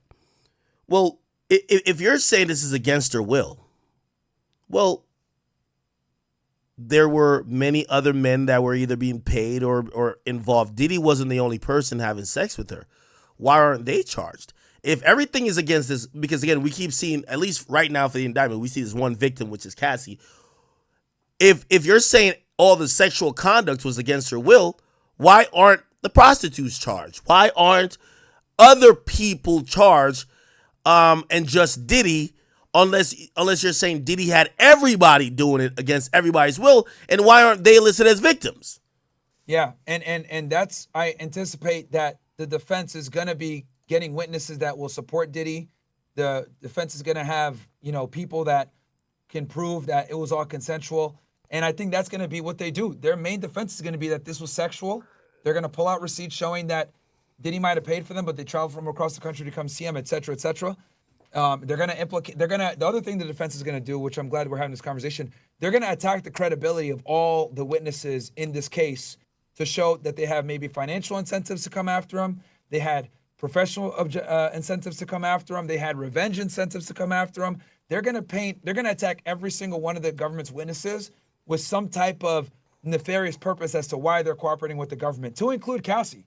And, I'm sure Diddy probably has some receipts and video that shows that some of this stuff was consensual, etc. So it'll be interesting to see the defense that his team is going to put together. Okay, would this be on an agent side or AUSA side? So I'm now starting to believe, as this is shaping up, the main victim clearly seems to be Cassie. They haven't listed her by name, but they have listed actions with someone they call victim one. It clearly, describes Cassie directly, if you ask me, from the Kid Cudi thing that we've heard from before, from the, the jealousy, some of the dates, and obviously the infamous video that was in 2016 where there was assault caught on camera. Let me ask you this question, right? So if she's the main victim of all of this, right? Yep. And she's not seen as a perpetrator, isn't this almost like a hearsay type of situation, right? Like, you know what I mean? If he has some stuff that could say, yo, she kind of was with it, like, Yeah. and also, these other cases, right? And by the way, we're watching there's a video of like a quote unquote Diddy party where we see Fabulous and we see Trey Songz and Kevin Hart's like narrating. These other people who are like ancillary to the situation and all of these other lawsuits, why not go get them? Doesn't it make the case look weaker if they're not involved? And I think that's where Diddy's going to come in. I think he's going to come in. Diddy's job on this situation is what he's going to do is he's going to try to show that this was consensual. He's going to show other people that were involved. And he's going to identify other conspirators. And I think that's going to be his defense strategy. Attack the credibility of the witnesses, identify other individuals, and present evidence that shows that other individuals were also involved with facilitating this. I think that's what his game plan is going to be. I've heard people mention Trey Songz's name, and not to throw him into the fire or anything like that, but obviously there wouldn't be no name as an entertainer that's bigger than Diddy. And when people think about there's bigger fish, they're thinking about possibly executives. People have mentioned a few names like Clive Davis and, other people, some of them who unfortunately have even passed away, who may have enabled or put him onto game to some of this behavior. Do you Trey Songz has a bunch of, civil cases, nothing criminal. Do you think maybe they look at Diddy and be like, yo, if you could corroborate or help us get an investigation on this nigga going on, we might give you a little bit? Yeah. No, I think it's possible. If he can give them other names of big individuals that would bring the United States Attorney's Office some positive press, I think they can do it. They can give him a proffer, right? And or a 5K letter, safety valve, whatever you want to call it. They're all basically the same thing, king for a day, queen for a day. And he can provide some information with his lawyer there and not be prosecuted for it. And if he provides substantial assistance that leads to an arrest or, advancement of the investigation, they'll definitely give him some time off. Okay. How would you play it if, or all right, say you're the agent. Would you have talked to Young Miami? She's made some tweets that have seemingly corroborated some of these freak offs. Yo, if I wanted, Diddy could have you, sucking dick on your knees or whatever the case is, like eating my pussy. Like she made a couple of those tweets. What would you do as an agent? Would you threaten her with maybe charging her to get cooperation, or you would just, maybe just calling her in? She knows what it is, and bro, I'd be at her front door like fucking Domino's Pizza, bro. I'd be there. I'd go and talk to her, let her know, look, we got some questions. We don't want you to get wrapped up in this. We want to hear your side, blah, blah, blah. Get her to talk and see what happens. And the beauty here, going back to that Miranda discussion me and you had earlier, I don't really have to Mirandize her when I'm just doing like a knock and talk. right? Unless I'm like overtly asking her questions, she doesn't feel free to leave. Like I don't really have to Mirandize her in that situation, right? So I would definitely be talking to her. Another person I would talk to, I'll go talk to 50 Cent. I'll go like Really? if there's people that I know that like don't like Diddy, even though that this might be biased, I'll go talk to them too, Why? right? Just so I can see if I'm trying to build a case, like a lot of the times enemies have the best evidence, right? But the thing is, when you deal with someone that's biased like that, right? Let's say I go talk to 50 Cent and he tells me XYZ. I'm like, all right, cool. Do you have proof of that? Can you give me corroborating evidence of what you have? Do you have footage of maybe one of these freak offs? Do you have text messages or video from someone else that you know that has been to these freak offs? Because anytime you deal with a witness, I mean, this goes for all witnesses, but especially biased ones, you want to always have corroborating evidence that independently stands on its own that builds credibility for the witness. So, like, for example, I go to 50 Cent, right? I know he hates Diddy and he has an axe to grind. Yo, can you tell me about Diddy? Oh, I hate that motherfucker. He, grapes girls and he does this and, he deals with young girls and all this other shit. I'm like, all right, cool. That's great information, but do you have proof? Yeah, let me show you this text message thread I got here. Let me show you this video, blah, blah. Bam. Now everything that he told me, he is a credible witness now because he gave me independent evidence that proves what he's saying is true, and it's not just an axe to grind, if that makes sense. Yeah, So, how dirty could this get? Because, for example, what people have pointed out is this mad nigga's quiet, right? Like, yo, listen.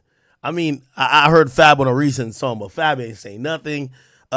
Meek Mill right now, the only thing he's saying is he's just trying to, like, shoring up his sexuality. He's like, I'm from the trenches, find a video of me doing gay stuff. But he's not speaking on someone who, think about these celebrities that attended the party.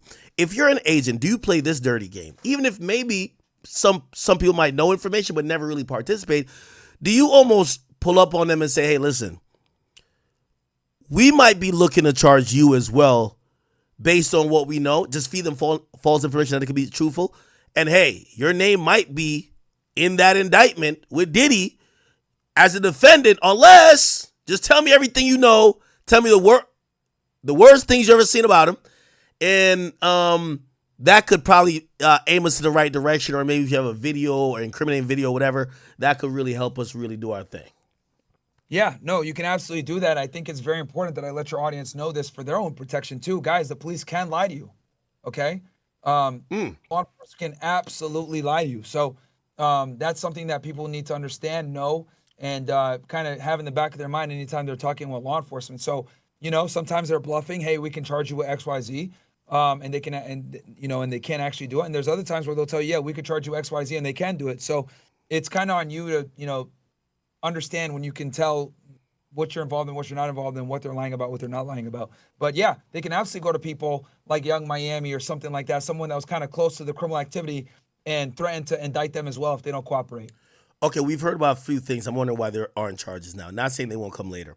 If Diddy supposedly held footages, and there's one report, there's one report, and chat, we're going to get to that. It's a New York Post article where there was a federal source who supposedly claimed they had some, knowledge of the investigation, and they claimed that, some of the surveillance footage that they got and what they found in some of the raids is that some rooms were strictly meant for sexual activity, and that there were, angles and ways that people were being filmed that they definitely would not know they were being filmed from. Yeah. Well, when you think about that, that sounds like a serious charge already. If you're filming sexual activity, even if it's consensual, but and maybe that's a state thing. I don't know how the federal government sees it. It's like when you record someone's phone call, right? In certain places, it's a one-party consent. In certain places, it's two-party. You need both people to consent to it. But Yeah. Again, I'm pretty sure filming someone sexually, but that also might be a little bit different because if it's within his residence, what I've learned is that supposedly, as long as you're not using it for blackmail or you're not putting it out, that might not be illegal. How do you treat that situation? Because we keep hearing about there might be video proof of the freak off, but we're not seeing charges that essentially charge this guy with filming supposed non-consensual sexual activity. Yeah, no, that's a good question. And I think the reason why you're not seeing federal charges Or for that is child because- porn, like if they're minors, right? Because child porn is usually a really That's the one that, you know what I mean? Yeah. So if they're underage, that's a different game. Now the feds can come in. But if it's adults, consensual sex between two adults, it's gonna pretty much go to the state. Hell, even if it's gonna more likely go to the state.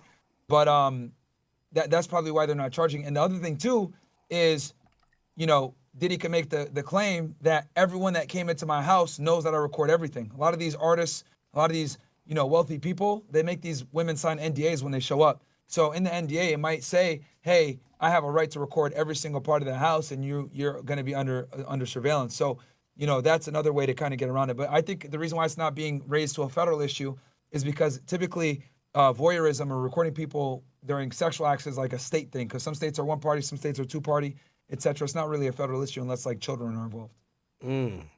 Yeah, chat.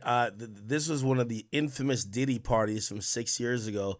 I can't. This might have been his 50th birthday, right? Like, if this is, what year is this? This is 2018. Yeah, this is 2018. How old is He's like 59, right? Yeah, he's 54. He was born in 1969. So he's turning 55 this year. So that would have been like his 49th birthday. Or maybe Yeah, that would have been like his 49th or 50th birthday, yeah. Yeah. Wow. Again, obviously, and I think, a lot of people are misinformed about his freak off shit.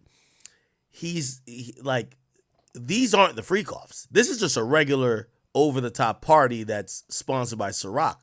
The freak off is like, it's like Baby Oil Central. If niggas ain't like, you ever slip down a bowling aisle?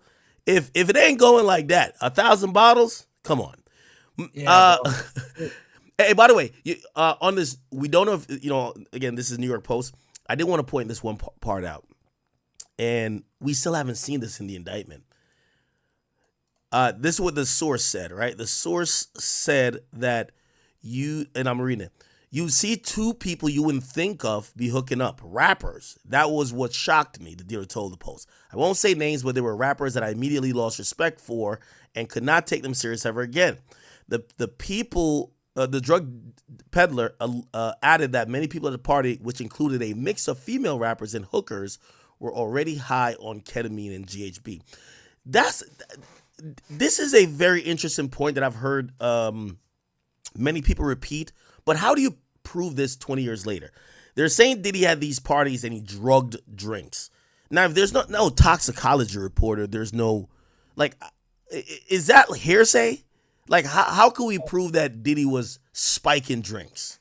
Yeah, that's going to be a piece of evidence that, and that's a great thing that you pose, right? And this is also where his defense can kind of come in and fight this. A fact like that is going to be heavily reliant upon other witnesses corroborating it, right? So what more than likely happened is the HSI special agent spoke to a bunch of different people that attend these parties, and each of them, right? Remember, you're interviewing each of them at different times. So one day you interview witness 1, another day you interview witness 2, another day you interview witness 4, 5, 3, whatever the fuck it is, right? And if all of them say, yo, when I was there, this dude had GHB and cocaine, etc., and they all corroborate it independently, right? Because again, they don't know that the fact that you spoke to the other individual, they're just telling you what they saw, then that adds credence and credibility to each witness because they've all independently corroborated the same facts. So that's how you kind of get around the whole, was he in possession of drugs or not? Because you got a bunch of witnesses saying that the same exact drugs were there. By the way, also, this article leads with the headline that says featuring gay rappers, but we're not hearing men. I mean, there's some guys, obviously Lil Rod is saying he was sexually assaulted, but like he never said he got penetrated. We're not hearing men saying that they were, like penetrated by Diddy. And I'm not shooting him no bail, but we just like, we've always heard the rumors of gay shit with Diddy. We're not seeing it though. Like, honestly, we're not seeing the men, and it might be the men are just not making the allegations, right? Like, even or they're hiding and they don't want to go public yet because it's so embarrassing. That's another option too. They might have testified at the grand jury, right? But they're not like going public, public to the general public. But when Diddy's defense attorneys, which I'm sure by now they probably have a majority of the discovery, Diddy's team is going to wait. Do you think they've gotten already? They were supposed to have a Yeah, pretrial conference on 24th. they probably have a significant amount of the discovery already guaranteed. Because, like I said before, um, when I'm going into the grand jury room to testify, my AUSA already has all the documents she needs or he needs for trial, pretty much. A lot of AUSAs don't like to indict until they got like damn near 80% of the stuff they need for trial. So they've probably already started the discovery process, and Diddy's defense team probably already has a significant amount of it. Hey, by the way, Chad, I'll read this other article, which again, New York Post. They have these sources. This one happens to be. It says, and let me read this. I want to hear your reaction to it. One of the Department of Homeland Security agents who helped to raid Diddy's Florida abode claimed the music mogul had rooms that were clearly dedicated to sex with all cameras around. So, if you were in the sex party, this is a direct quote, you were being recorded from every possible angle, including angles you wouldn't even have known about, the source said. Referring to the sometimes day-long orgies he called freak-offs, where drugged-up victims were allegedly forced to have sex with male prostitutes, it says, and this is the agent again, in my opinion, he's as bad as Jeffrey Epstein. The source added about the late pedophile who hung himself behind bars. It says, these women are young, either barely legal or barely illegal. Internally, officers said that they see a lot of similarities between Combs and Epstein, the well-connected financier who served time for trafficking dozens of girls in New York and Florida. Epstein was awaiting trial on additional charges, but he died in his jail cell in 2019.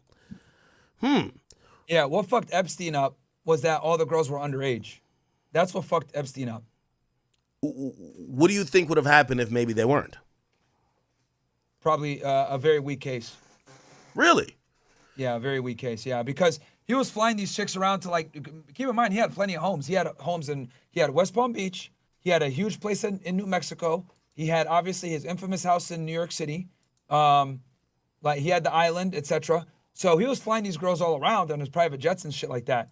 So if they were adults, bro, he would have been able to have a pretty strong defense that it was consensual. But what fucked Epstein up is that he recruited young girls and kind of groomed them when they were young to, like, fuck his rich and powerful friends, and that's what got him jacked up, is dealing with underage girls. And that's what gives the feds jurisdiction a lot of times, is the girls are underage and they're being transported interstate. But I got like a minute, bro, and then I got to get off because Fresh wants to stream and he's no, absolutely.